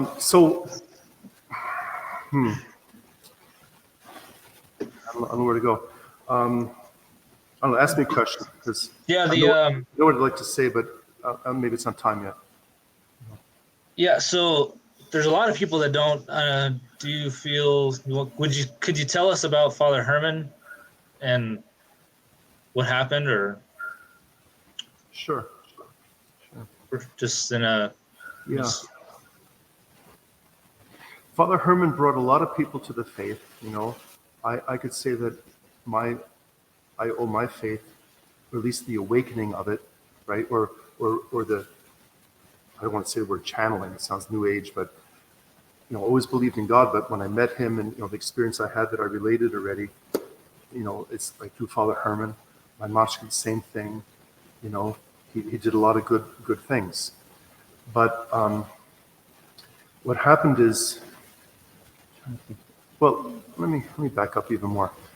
Father Herman had the ability, he could give a sermon about desert monks or something, and at the end of that sermon, you were so inspired, here's one person, right, that you wanted to grab a shovel or a stick of wood and go to the side of the hill and dig out a hole, and have a candle with a lampada and one icon and spend the rest of your life there, like to save your soul. He was so inspiring. It was just amazing. I went with him. There was the Russian Boy Scouts or Russian Scouts or whatever they called themselves. They were in Bucks Lake that year that I was there. So we had to go all the way across the Sacramento Valley up to Bucks Lake where they had their camp. And Father Herman gave a sermon there. And it was absolute quiet because it was so engaging. He was talking about Old Valam, the hesychastic fathers, the desert fathers, about spiritual life, and this was the whole, really from both of them, Father Herman and Father Seraphim. They didn't talk about what we now refer to as politics. It was spiritual life,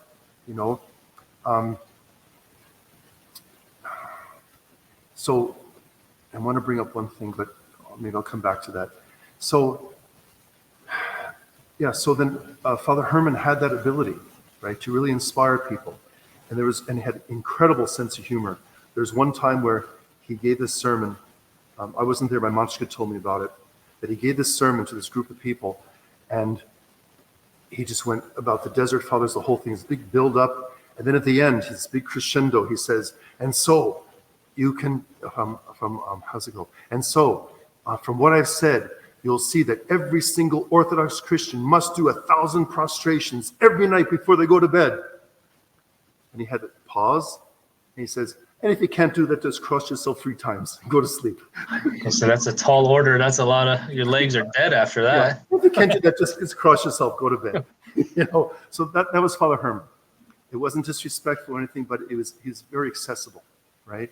So that's what I remember, Father Herman, I used to say back then that Father Herman and Father Seraphim together made one perfect person with their personalities, if you could mesh that, and everything, like they perfectly aligned, right? It was just a beautiful, beautiful thing to see. Father Herman is like any human being. He struggled with his passions, he struggled with his passions and such. And after Father Seraphim died, Father Herman, I really think, had a breakdown. He was just totally lost. And I don't know if I should say it or not. I don't know about what happened on his deathbed. Anyway, okay. So I heard this. I cannot remember who told me. I know where I was. I was in Redding, California, with Father Konstantin Fedorov on a special mission from St. Philaret, to talk to Father Herman. Talk about that if you want. But that's where I heard it, and I don't remember who told me. But that Father Seraphim, on his deathbed, that he cursed Father. It's like I couldn't believe it. Because, like, we love these people. We love them. We love them. And reason why, and I confirmed with my Machka yesterday, and she heard it from her godmother actually. And we don't like to talk about it, right? Because we love these 2 men. They gave us the faith, right? But Father Herman, I mean, we all have passions. We have problems, right? We all have something that we struggle with, right? But so what happened is that it started getting the better of Father Herman, and Father Seraphim just couldn't take it. It was killing him, trying to help him, right, and everything. And so that's why he did it, because it was just too much. right? And I really don't want to talk about that much more because there's big struggles he underwent. We knew. I know that you were telling me about. You sent me a picture of the Russian Catacomb Saints letter. Or do you have that with you, or I have it here? I have it. It's actually interesting. Yeah, right there. Yeah, it's let me. I have it here. I'll share it on the screen there. Right there. I can't read cursive, so you're gonna have to help me out here. Oh yeah, sure. I can read that. Yeah. Okay. I can make it out. It's very very. No, I got it. Okay. So it's dated December 16th, 1984. To my dear brother Andrew and Nina, I'm giving you this book from the cell of Father Seraphim. If I should die, I ask you to remember me with love. Who's crying? Okay. Wow. Didn't expect that. To remember me with love, which I always had for both of you. Keep this book and read it carefully. Father Seraphim wanted the American people to be free of Surgeonism's disease. We must be free before God, free of politics and ecclesiastical worldliness and other traps. With love in Christ, your ever-loving Abbot Herman. That is. Now, oh boy, how do I say this? So now, yes, he's right. But also, what was happening at the time he wrote this? All right? So, a year before that, he was involved with Vincent Rossi from the cult, the Order of Mans, the Holy Order of Mans. I still haven't fully put this together, to say properly, right? Mm-hmm. So he was devastated when Father Seraphim died, right? Was it 82? 83, he meets this Vincent Rossi. And people wrote all kinds of things about it. You guys can look it up yourselves, right? Yeah. It's all out there. But basically, essentially is this, that Father Herman started to mistrust his bishop, Archbishop Anthony, right? He started to think he was against him. Now, let me back up a little bit. When the Church of the New Martyrs that I mentioned, that after I was married, Mark and myself, we drove across the country, went to my uncle's house, we built the church. Then Father Herman was sent there by Bishop Victoria died already. Father Herman went there to do the lesser consecration of the church. And so, you hear that noise in the background? It's like, let me see. Yeah, thanks. It's like, man. I'm in the church here. It's a big echo, Okay, so what happened is, during he read the Matins Gospel. There was no deacon, just read the Matins Gospel. And then he gave a sermon, which it's unusual, right? You don't usually hear sermons then, but a priest can say a sermon whenever he wants, really. Anyway, so he gave a sermon. And at the end of that sermon, he said, I've lost my Father Seraphim. I've lost my Vladika Nektari. I've lost Father Spiridon. And he mentioned maybe one other person, but these are people that he trusted, and he lost them. They died, right? So what happened is then he started to get, I don't want to say paranoid, but felt alone. And so he started to think that Vladika Anthony was against him, right? I don't know any more than what I just said. So what happened is then he meets up with this Vincent Rossi guy. They do whatever they do. I really don't know, okay? Exactly what was going on. But if you read about the Order of Mans, what they were doing, how they were, whatever, is that, okay, so Father Herman baptized this Vincent Rossi, and then supposedly then they went and baptized these people. Suddenly the whole cult became Orthodox, right? And they already had, so what do they have? They had an incredible network. They had coffee shops in all the major college towns, even small, college towns, everything like reading rooms, all these things. I forgot what they call them. They had a name for it. they put out, all of a sudden, it's like they took down their, their sign and they put up an Orthodox sign, and they had incredible wealth.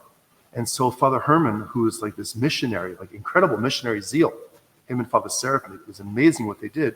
Now he's with this group, and now they're going to start, doing all their missionizing, whatever you want to call it, right? Probably said that word wrong.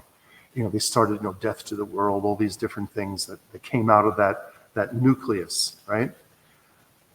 But what's interesting is that if you read the Orthodox word from that time, after Father Seraphim died, it got very strange.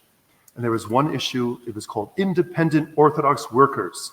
And that was, I think, it was somewhere else it was published. I wonder if Orthodox America did that too. I don't know. But that was kind of Father Herman's new thing. That we live in and this is what he was saying, we live now in a post-canonical age, right? And we have to transcend now jurisdictions. We have to transcend this whole idea and everything. And that fits in perfectly with the order of man stuff. It's like, man, they meshed really nicely. And so I don't know how much, who influenced who or what, or it's just like a synergistic thing. But that's why I personally cannot read anything that came out of Platina since that time. I won't do it. The book Not of This World, it's horrible, horrible book. All it is just vindictive. You can tell who Father Herman was against because they changed the name, right? They called Metropolitan Vitaly Vassian, right? He wouldn't say Metropolitan Vitaly. If he liked you, your name was there. If he didn't like you, you had a pseudonym, right? It was all in there. By the way, the cover picture of Not of This World, that's my picture. I took that picture. It was a trip that we went with Father Seraphim to Mount Yolabola. I have all the slides. I gave Father Herman a copy of all my photographs, everything. So a lot of the books that they published of Father Seraphim, they're all my pictures. I got the negatives. I want credit. I got no. The Kodak, the old Kodak, Yeah. I was experimenting with slides, right? So the Yolabola pictures are all slides. The other ones are just 35 millimeter, I don't know, Fuji film or whatever it was. I don't know. Yeah. But and I'll try to send you those. I have an old scanner. I could try to. I'll have to make a footnote about what Fuji slides are, and for all the pre-digital age. Old. They're not that old. Yeah. But it was great. We worked very, very hard putting out an issue of the Orthodox Word, like really hard, collating it between services late into the night. And then when we were all done and got out, the mailing, we had to put it in the M bags and get it off to the post office. Father Herman told Father Seraphim, take these young men to the mountains. So we loaded up early in the morning after services, went to Mount Yolabola, and that's when we went to the top of Mount Yolabola. And that's one of the pictures there. It looks almost like a stage, like Greek play, tragedy or something, where it's up at like rock, like a flat thing with the rocks all around, and we're all standing there. And I set up the timer for that picture, and so it was very windy, very cold. And then Father Seraphim had us all. He goes, "Well, shelter yourself from the wind here," and so we all kind of found little. I just went into like a little, like behind a boulder where the wind was blowing over my head. It was freezing cold. It was Chuck Chukovich. He actually took his socks off and had his socks on his hand. If he's still alive and he's hearing this, he's probably chuckling right now. He's smiling because I have a picture of him with his socks on his hand. We were freezing, but anyway, Father Seraphim read the life of new martyr Damascene, who froze to death, and so that's what we read at the top of Mount Yolabola, and that's what that picture was just before he read that thing. So you really got here we are, we're up on the top of this mountain suffering from the cold, and it's really brought it home, the life, So that was an experience. I know I went on a tangent, but that's just how I am. So that's it. And guess who's me? See, hit with the cursor. Guess what? Okay, that's Father Seraphim, right? Chuck Chukovich. That's me. Sergei Anderson, Gleb, and that one right there, he's now an OCA bishop. That's Gregory. I think it's, Gregory. The redhead who showed up that summer with his Ford Maverick and a surfboard on top. Jerusalem, right? I think his name Yeah, is now. I guess he's Gerasim now. Yeah, Yeah. yeah, that's it. That's exactly who that is. Isn't that cool? Yeah, it's interesting. So I found that interesting is that that Sergianism thing here, Okay. because according to some, the Moscow Patriarchate renounced Sergianism. I'm still waiting to see that renunciation, and people think it's not a big deal. I have a book that my mother translated. It's still in her handwriting. It's when I was more active with Monastery Press, publishing things. It's written by Professor Andreev. I'm Andreev, right? You can't argue him, right? It was published by Jordanville. Oh, they will. They will. Oh, right. Okay. Go right ahead, folks. And what he wrote in there, he was talking, is called The History of the Church from the time of the Revolution up to our present day. Present day was 1950s, right? So it talks about, what happened, the whole thing. Now, I remember Vladika Hilarion telling me when I was just a deacon, I was really confused with some things, and I was talking to him at Synod headquarters, like in his office. You just go up the stairs and was off to the right, And he said, Father Andrew, Sergius repented of what he did, he made a mistake and just saved the church, and this is the line we hear, right? Okay, all right, that's what some people say. Well, that was Sergius, that was his sin. But he had to do it. He actually was a confessor, Vizhnik, because of what he had to do. Well, Professor Andreev writes at the elevation of the next patriarch, Alexis I, the speech, or speech, or what you want to call it, that was given by the bishop who handed the patriarchal staff to Alexis said, "We are here in the spirit of the former patriarch Sergius, and will continue in his path." I'm paraphrasing. I can find it for you. I have the rough translation. I can tell you what pages from and everything. So Professor Andreev says really clearly, he goes, he's saying that not the spirit of Christ or anything, but the spirit of Sergius, what Sergius did, the compromise, the betrayal, the complete, that it's continuing. It's continuing. I think we can definitely see that because I've posted a bunch of articles on it. They're dedicating the Journal of Moscow Patriarchate, covers to him. They're doing, continued Malevin statues. I've seen icons of him now. So yeah. And it's all there. Old ROCOR knew this. ROCOR knew this. Everyone knew this. Bishop Bishop Luke knows this. All right. When the union was taking place, there were certain priests that we were watching. Who's we? My mashka and me, right? Like it says in Psalms, safety and much counsel, right? Don't want to trust myself. I don't want to make a mistake. My salvation's at hand. Ultimately, it's like me before God. And so there's certain people that we were watching and looking, okay, what are they going to do? Father Luke wrote an incredible article in Orthodox Life that it ended saying, paraphrasing the first part, the other part, no. Something like the true strugglers or true Christians or something like that must prepare ourselves for psychological isolation. Right? It's powerful stuff. He's saying something bad is going to happen here. This is back in the late 90s, I think. I have it somewhere. I don't know. But it's in Orthodox Life.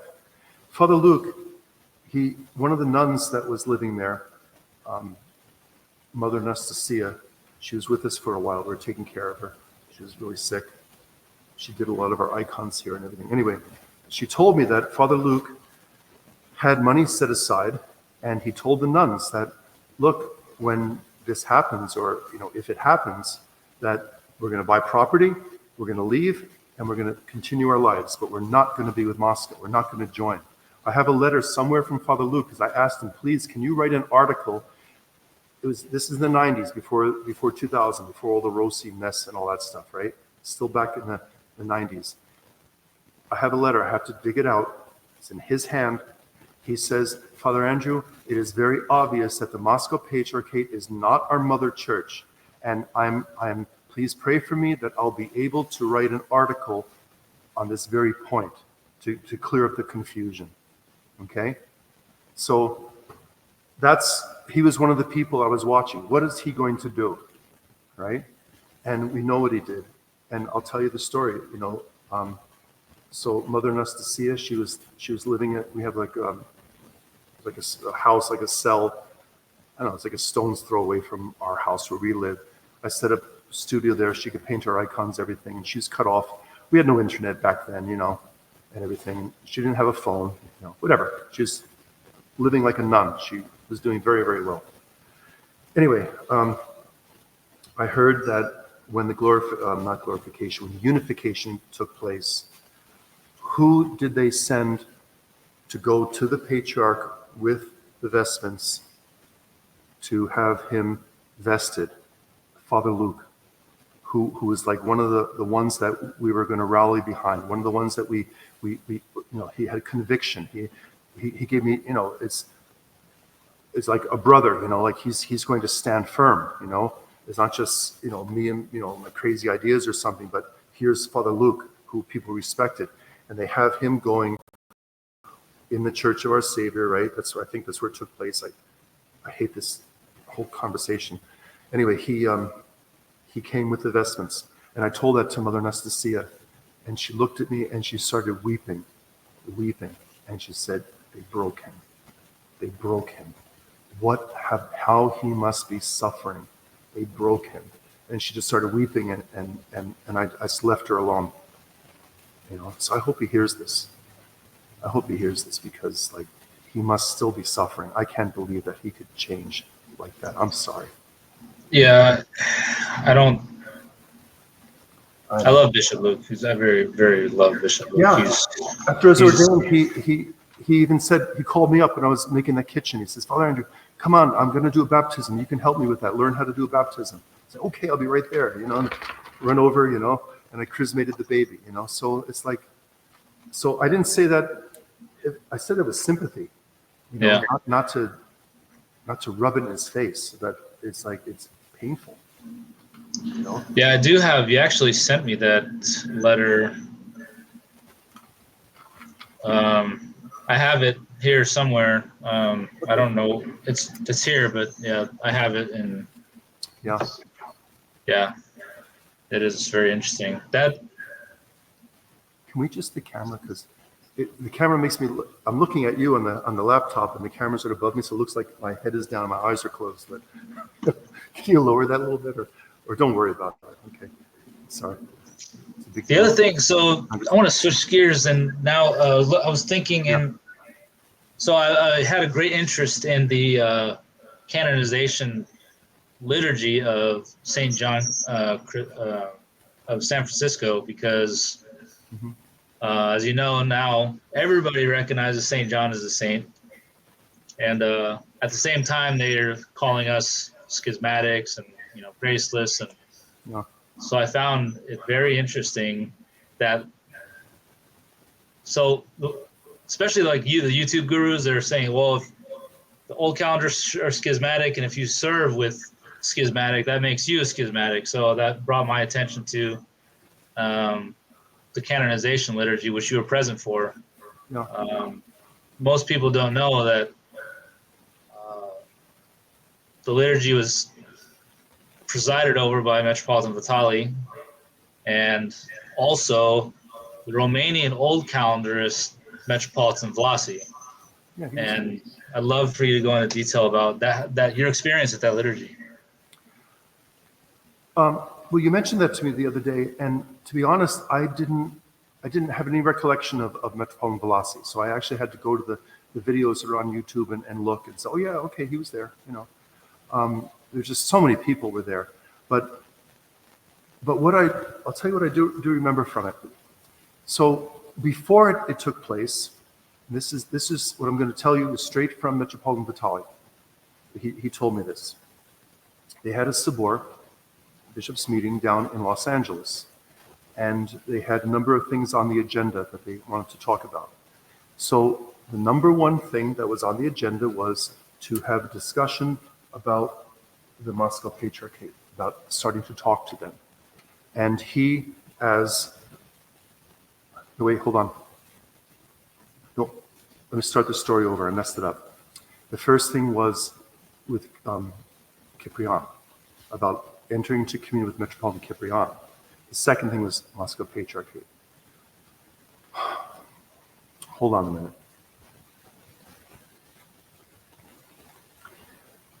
Sorry, I got it muddled. It was only like 20 years ago, Father, or 50, 40 years ago. Yeah, I am getting older too, right?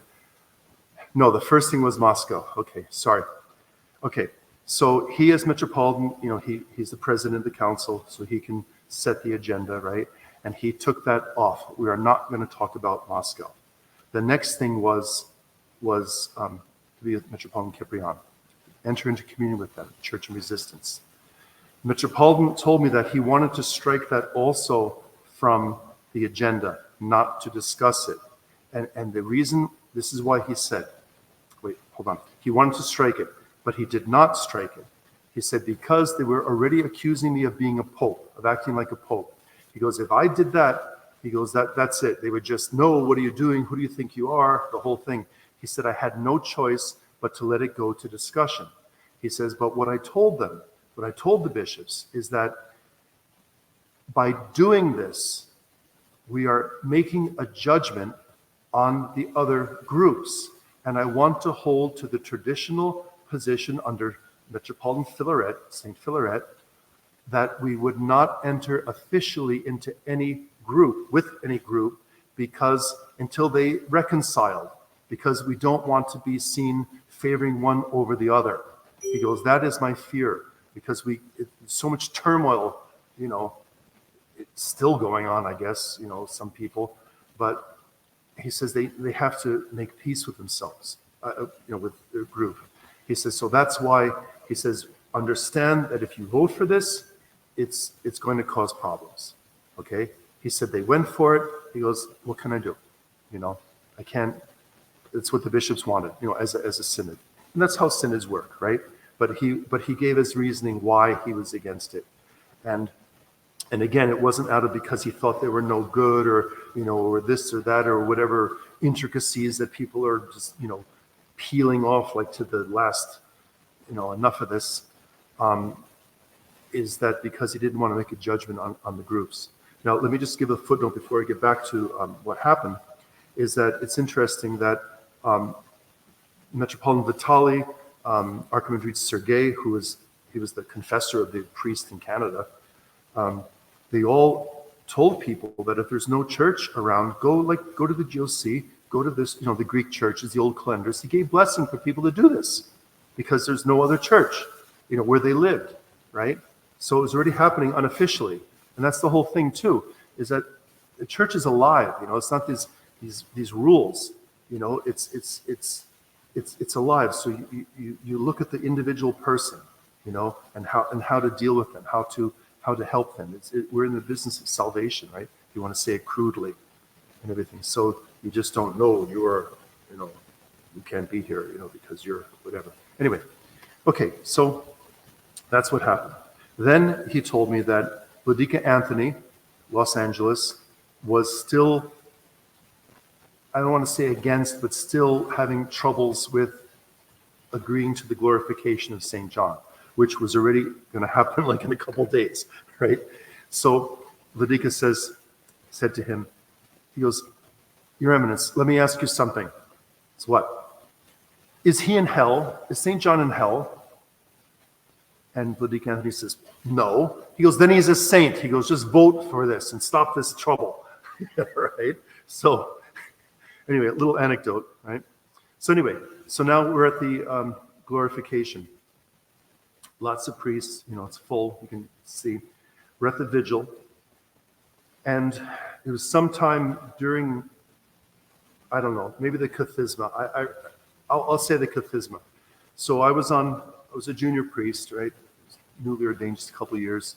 So I was, let's see, if you're looking at the altar, Metropolitan was on the right side sitting down, and then I was on the left side I don't know how many rows back, like it's packed.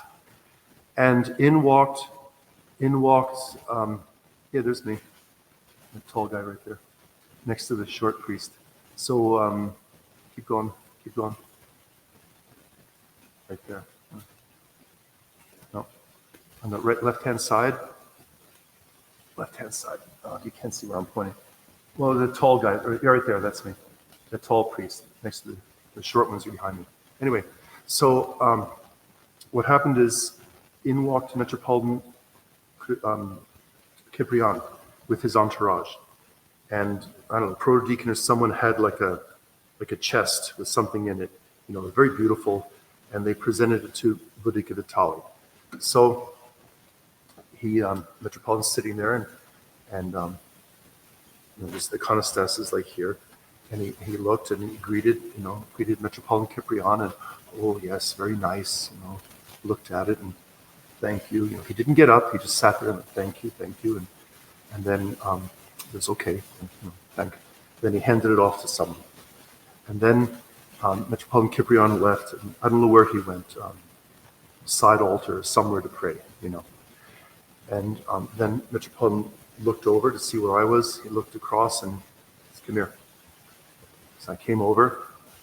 And he said, "Come here." So I bent down, and he says, "Father Andrew, beware of Greeks bearing gifts." Like that. It was okay. Right? So I don't know. Maybe a little ethnophilite comment, maybe a little bit. I don't know. I'm not taking it one way or the other. Just a little funny anecdote, and people can read into it whatever they want. I don't care. But that happened. Anyway, so the service progressed, and what was very interesting, and those who were there would know this, is that during the Matin service, they're reading the canon, and off to again on the side that I was at, the side room there was side altar, because there was like 3 altars there, right? That in the Kleros, I think that's what it was. I don't remember. Anyway, Vladika Anthony was there, and he's writing furiously. He's writing, right? And there's those deacons and people around him. He's writing, and I said, "Well, what's going on?" They said, "Father Andrew, like this is amazing." He says, another priest was telling me, he goes, "He's writing the canon right now as the service is going on."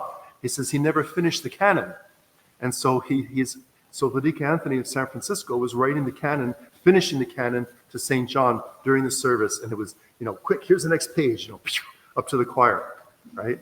So wow. maybe some other people can fill that out, but that I remember that.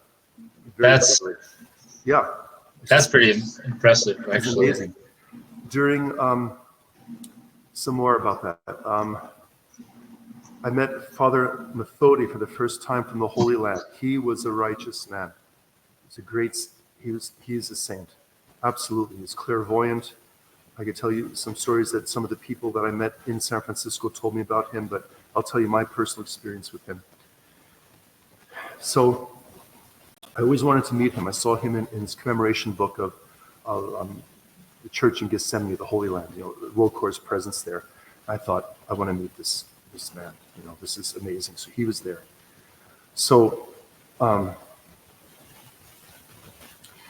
the next day, we had there's a story I want to tell you that happened during the liturgy, but let's get to Father Methodios here. So what happened is, I was a junior priest, right? So junior priests, they're always way in the back, right? And then the time came for the procession around the entire block in San Francisco. So, they got the relics out, in the reliquary and the big oak beams and everything, and they started carrying it out. And they stopped, at all the different points, to say Malabins and, the incense, the protodeacons doing their big thing, the whole thing. It's beautiful. So what happened is I was with Father Gregory Williams. We're both tall, and we're kind of, we're good friends. We knew each other from, back east in New York and everything. And he was very supportive of when we came up here. And anyway, we kind of meshed together in this procession. And so we looked at each other and we thought, we're getting in there. We're going to carry those relics. I think we might have even said something. I can't remember. But all I knew is because the priests were all changing out, right? They'd be there for a little bit and then they'd change, and everything. So we thought, we're doing this. So we kind of just pushed our way through, and when they were all ready to start moving again, the priests at the end of like those big beams, they said, Father, like, do you want to switch? Yes, okay. So I had one, so if you're facing this way, I was on the right side, Father Gregory's on the left side. And we did not give up holding those relics the entire time. Like, that's it. Other priests came up to us and said, Father, you want to switch? No. So we're holding it, and as the shoulder got really bad, I ducked down and go to the other shoulder, then duck down to the other one. And what happened is Father Gregory and myself are very tall. So consequently, it's like this, and we're in the back. And so some shorter priests are in the middle. They're not hardly holding anything. They're just kind of like, just touching. And then it's really funny because Father Valery Lukyanov, God save him. You'll see, he's the big, proto-presbyter, with his big, mitre. He's right in the front, he's very picturesque, and he's just barely touching I saw it later in the videos. I thought, yeah, you're just hardly holding it. We're dying in the back, my shoulder. I had so much bruising, and it was pain like you wouldn't believe. So finally, we're going up the hill. We came around the block, downhill, the back coming up, and I thought I was going to faint. I thought, but no, I'll never do this again the rest of my life. Like, this is a moment, and I have to. And Father Gregory was the same. We looked at each other like you could just see the pain in our eyes, but also just the joy the realization of what we're doing, and this will never happen again in our lives, right? So finally, we got right to the front of the cathedral, and I thought, please, let's just go straight in, And no, now it has to be the grand ending of the Malaban, and I'm going to die, right? So what happened is, actually I got it wrong. It's on the other side. Sorry. I'm the one, you see Father Gregory, and I was on the other side. Yeah.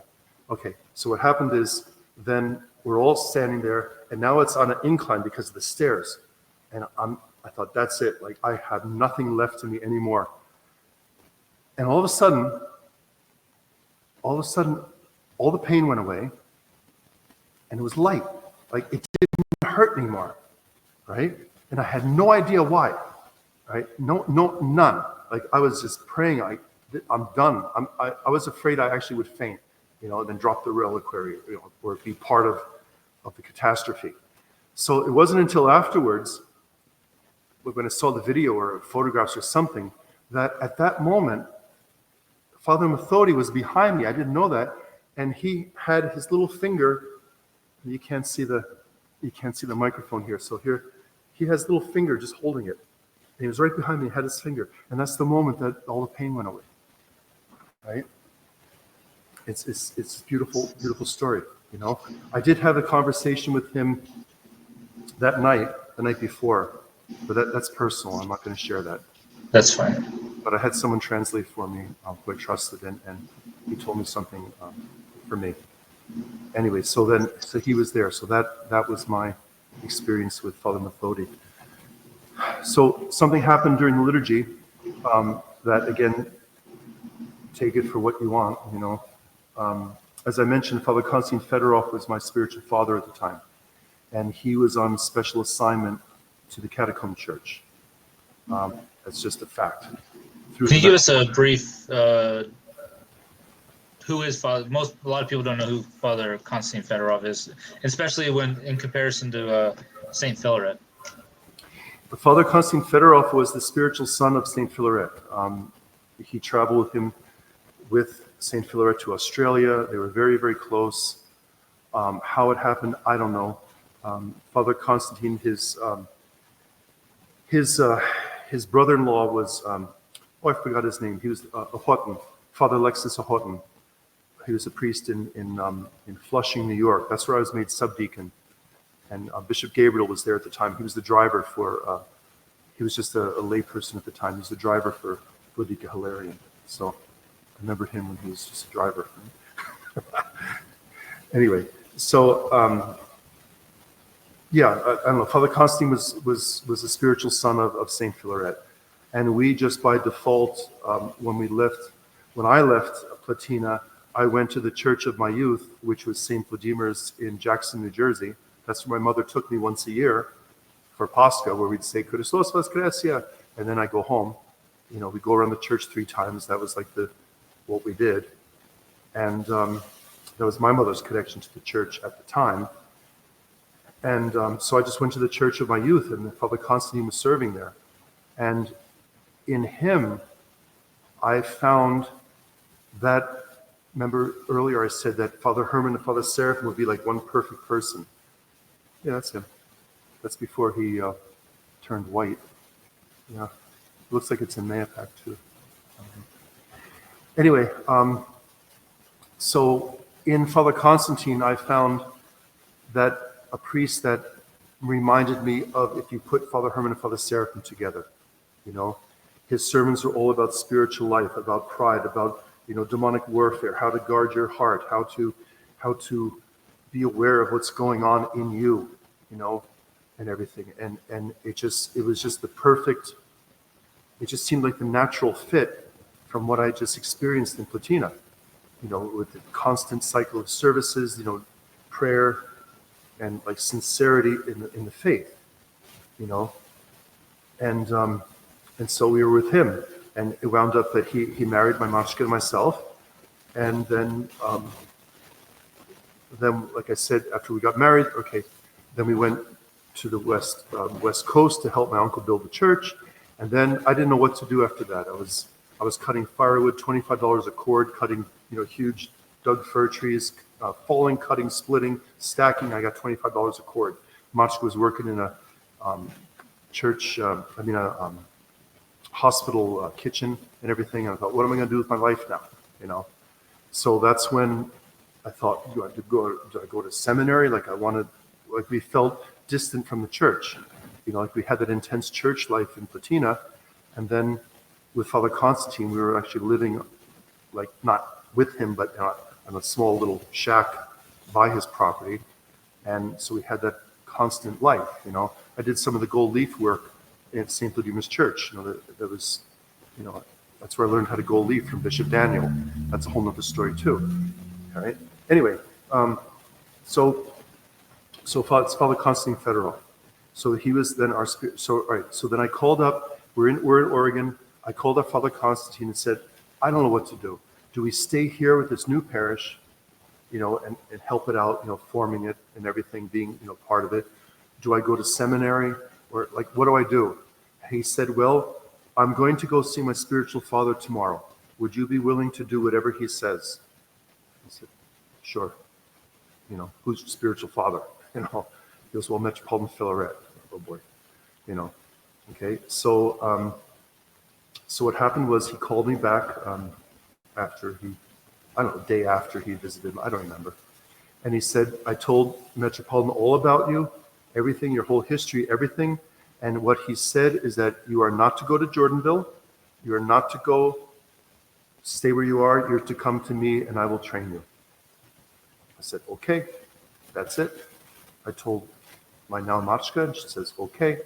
And that was it. We sold everything we had and flew to New Jersey and wound up with him. Then he got kicked out of St. Vladimir's in Jackson. We went up to Mayapak, and people were slandering us, saying that we're his tail. Father Constantine is welcome, but not his tail. I said, okay, great, thanks. And I worked with him for a number of years. He taught me how to do gold leaf work. We did jewelry, mosaic. We did the Church of St. Nicholas in Stratford, Connecticut. I did the mosaic there, the one when you first come in. That's all my work except for the hands and the face. It's too important. And Father Constantine was an iconographer, so I just did the easy stuff, right? Because it's a little bit more than, So yes, that's Father Constantine. Okay, so back to St. John. Mm-hmm. It's not too long, it's okay? Yeah, it's good. Yeah, it's no problem. All right, so. Good historical details. I actually love it. It's just free running here, folks. So, so again, take it how you want. I'm just going to tell you what happened and what was said. That's all I can tell you. Interpret it any way you want. So it's Divine Liturgy, right? So many priests were there. And again, I was a junior priest. I think I just had, I still can't say that word, nebed, jernik, or whatever, the rectangle, right? And so I'm back I don't know, 5 or 6 rows. And it's the time of the Cherubic hymn. So I have my prayer book open, I'm reading my prayers, and for whatever reason, all of a sudden I felt like my heart squeeze, and I was angry at the priest in front of me. And it's like, I don't know who this is, I don't know, hardly knew anybody there. That's where I actually met Father Stephen Allen for like I think 6 minutes, where we first met each other. So anyway, so I'm trying to read my prayers, and any priest knows all the thoughts, the temptations, everything that go through your mind when you're trying to serve, especially liturgy. It is so hard. It even says in the beginning of the prayer book, like, you must be attentive, right? That's what they're talking about. So I'm trying to pray, trying to focus, and I'm still having this anger towards this priest. This is demonic, absolutely demonic. I'm just focusing. So I couldn't shake it. It just really, and I thought, this is like, I don't know who he is. Why am I angry? And actually, even think about it. What we should all do is, even part of my sermon today, we should really think, okay, why am I angry now? What really caused this? Like, why am I afraid now? Like, why am I doing these things? So anyway, it didn't make any sense to me. So I resolved that when we came out for the entrance, the great entrance, that I would jump lines. And so when we came back in, I'd be on the other side, and I wouldn't be near this priest anymore. And so that's what I did. So after that temptation's gone, I didn't think anything of it. Okay, fine, whatever. Father Constantine was in the beginning of the liturgy. He was there. And then I just didn't notice that he wasn't there or anything. And then afterwards I looked, like, where is he? I didn't see him. And there's so many, easily to get lost, right? So then it wasn't until the banquet later that he's there, sitting there, and I came up and said, where were you? He goes, oh, yeah. He says, I had to leave. I said, oh, are you all right? Because he had trouble with his heart, And he says, no. He goes, well, you know that I deal with the Catechised Church. He says, yeah, I'm aware of that. He says, well, they're very cautious. They're very cautious, and they're only just starting to trust me, like these groups that he's in contact with. And again, he was sent to these groups. He was sent there by Saint Philaret. Saint Philaret knew these groups and sent Father Constantine there. So they were vetted, okay? Because I know that's a whole other controversy among some. So what happened is, he said, well, there was that priest serving there. So, well, what priest? He goes, well, the priest that was standing in front of you in the red pink robe. So, what do you mean? He goes, well, he's in Serbian church. He goes, he shouldn't have been there. Like, it was wrong. We're not communion. He should not have been there. And once the Catechised Church finds out that I served at that liturgy, he says, they'll have nothing to do with me. And all the work that I've done will be undone.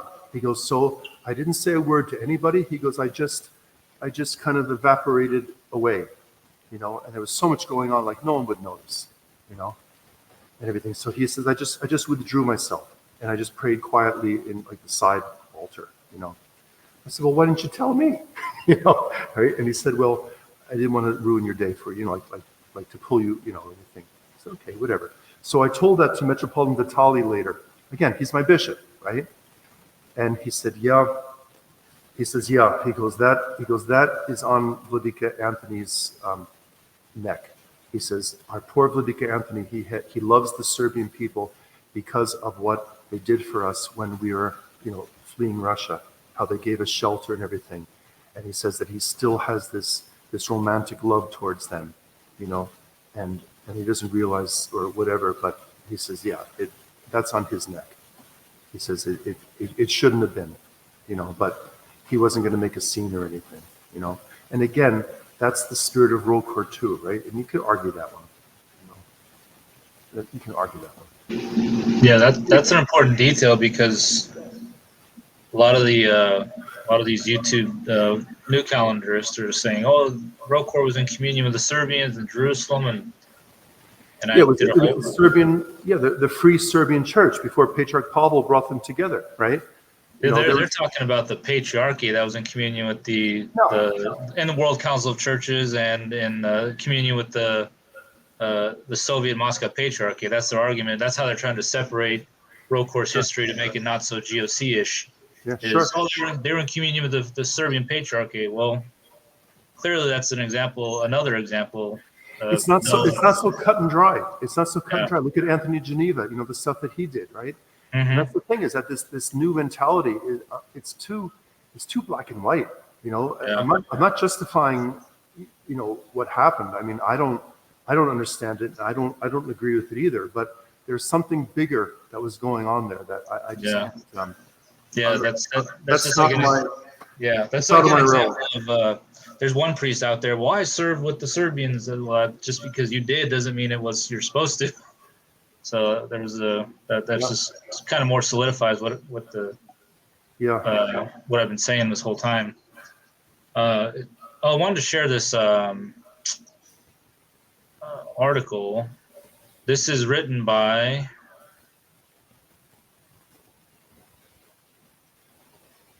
Bishop Archimandrite Luke, but now Bishop Luke at Jordanville. So this was written Orthodox Life 1994 edition. So here's the translation of the relics, and it says, because their whole argument now is, so they all love St. John, but then they all call the old calendarists Romanians, Bulgarians, and the GOC schismatic. So you serve with Metropolitan. If you serve with a schismatic, you're a schismatic. So that would basically null and void the canonization of St. John, but they're going to ignore that. So here it says that the 17th Cathisma, which is exactly what you said without even having read this, Metropolitan Vitaly and Vlasy from the Romanian Old Calendar Church, together with seven bishops, around 40 priests, went in the procession of the Middle Church and lighted candles. And then in page 10, there you are right there. And then in page 10, there it is. Says over 90 clergy from around the world were fully vested to celebrate the triumphant liturgy headed by their eminences, Metropolitan Vitaly and Vlasy of the Romanian Old Calendar Church. That's a stretch. He was, I don't know. Whatever. But this is the interesting video, the actual video.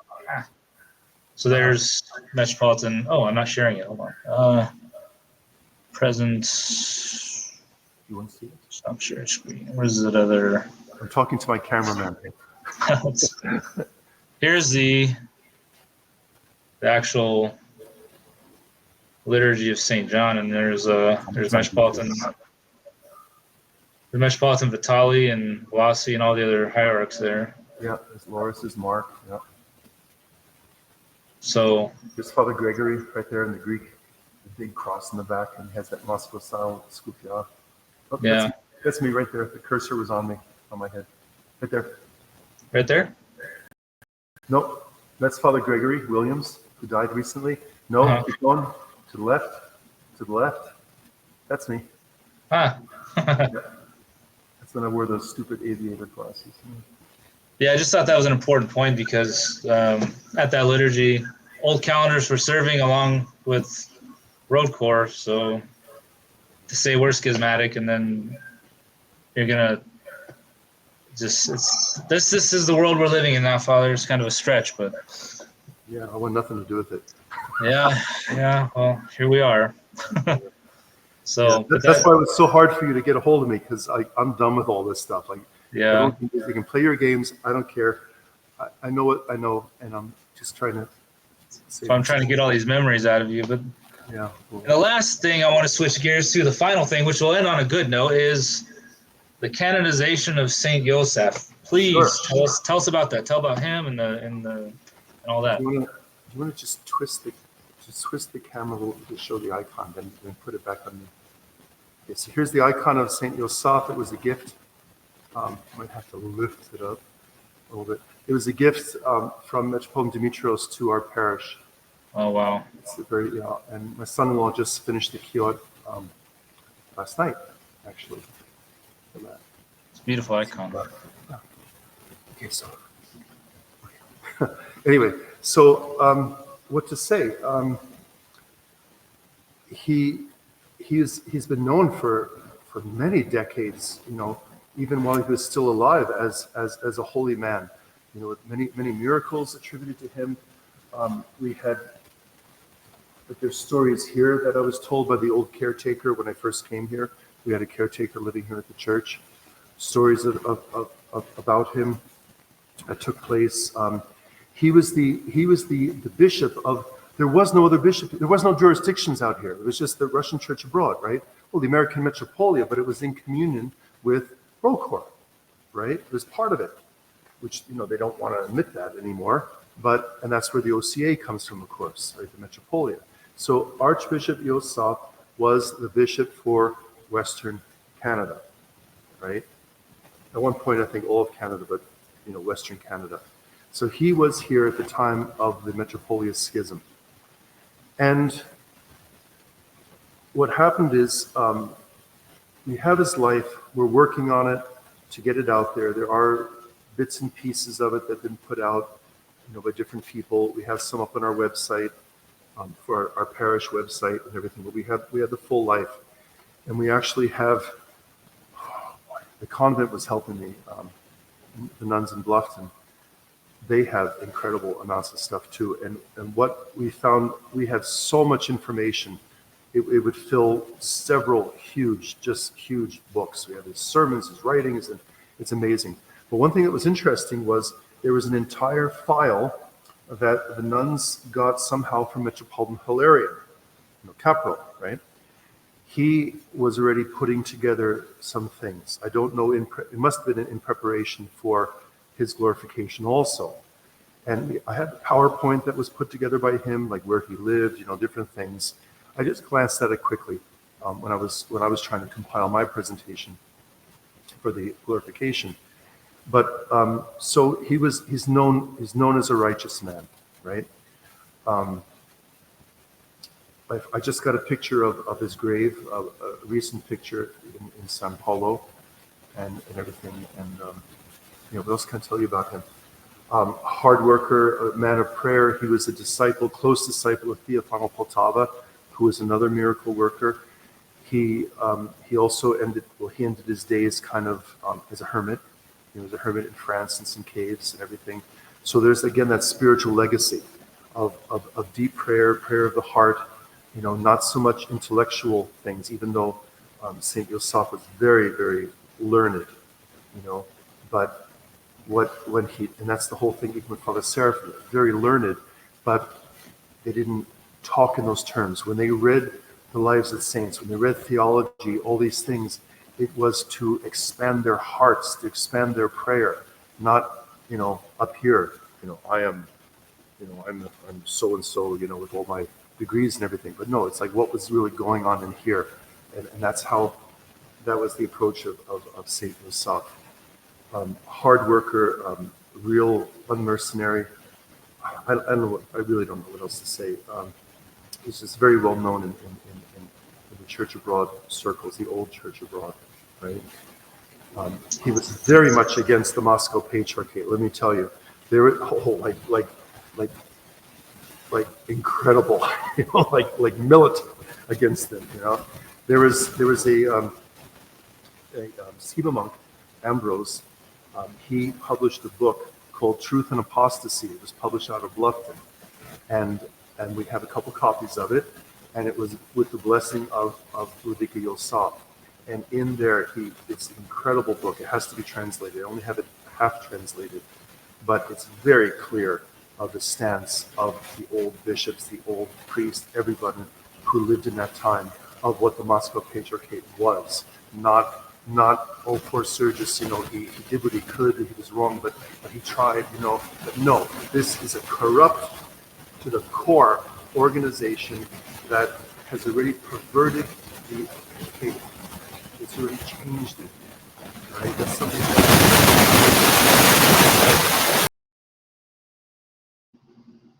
Well, he's trying to fix that. I did find that letter from then Father Luke, and it says, Dear in Christ, Father Andrew, thank you for your letter and the information. Yes, we need a paper to clarify this question of the Mother Church. It is obvious from the resolutions of the Synod and the witness of history that the Moscow Patriarchate is not, in our understanding, the Mother Church. With God's help, I will just address this question, and there's some other details from to him and loving Christ Father. So let's see if this.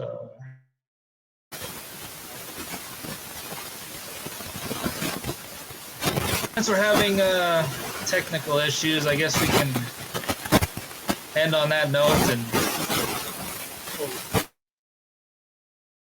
end on that note because it's really the audio is really bad. So we'll what we can do, I guess that's God's will of God's way of saying time to. So Father, I thank you for your time. I know it was a very difficult, painful memories and some good ones and some really bad ones, but thank you for finally calling me, and I'm glad we were able to discuss, and we'll I'm sure we'll be in contact here soon.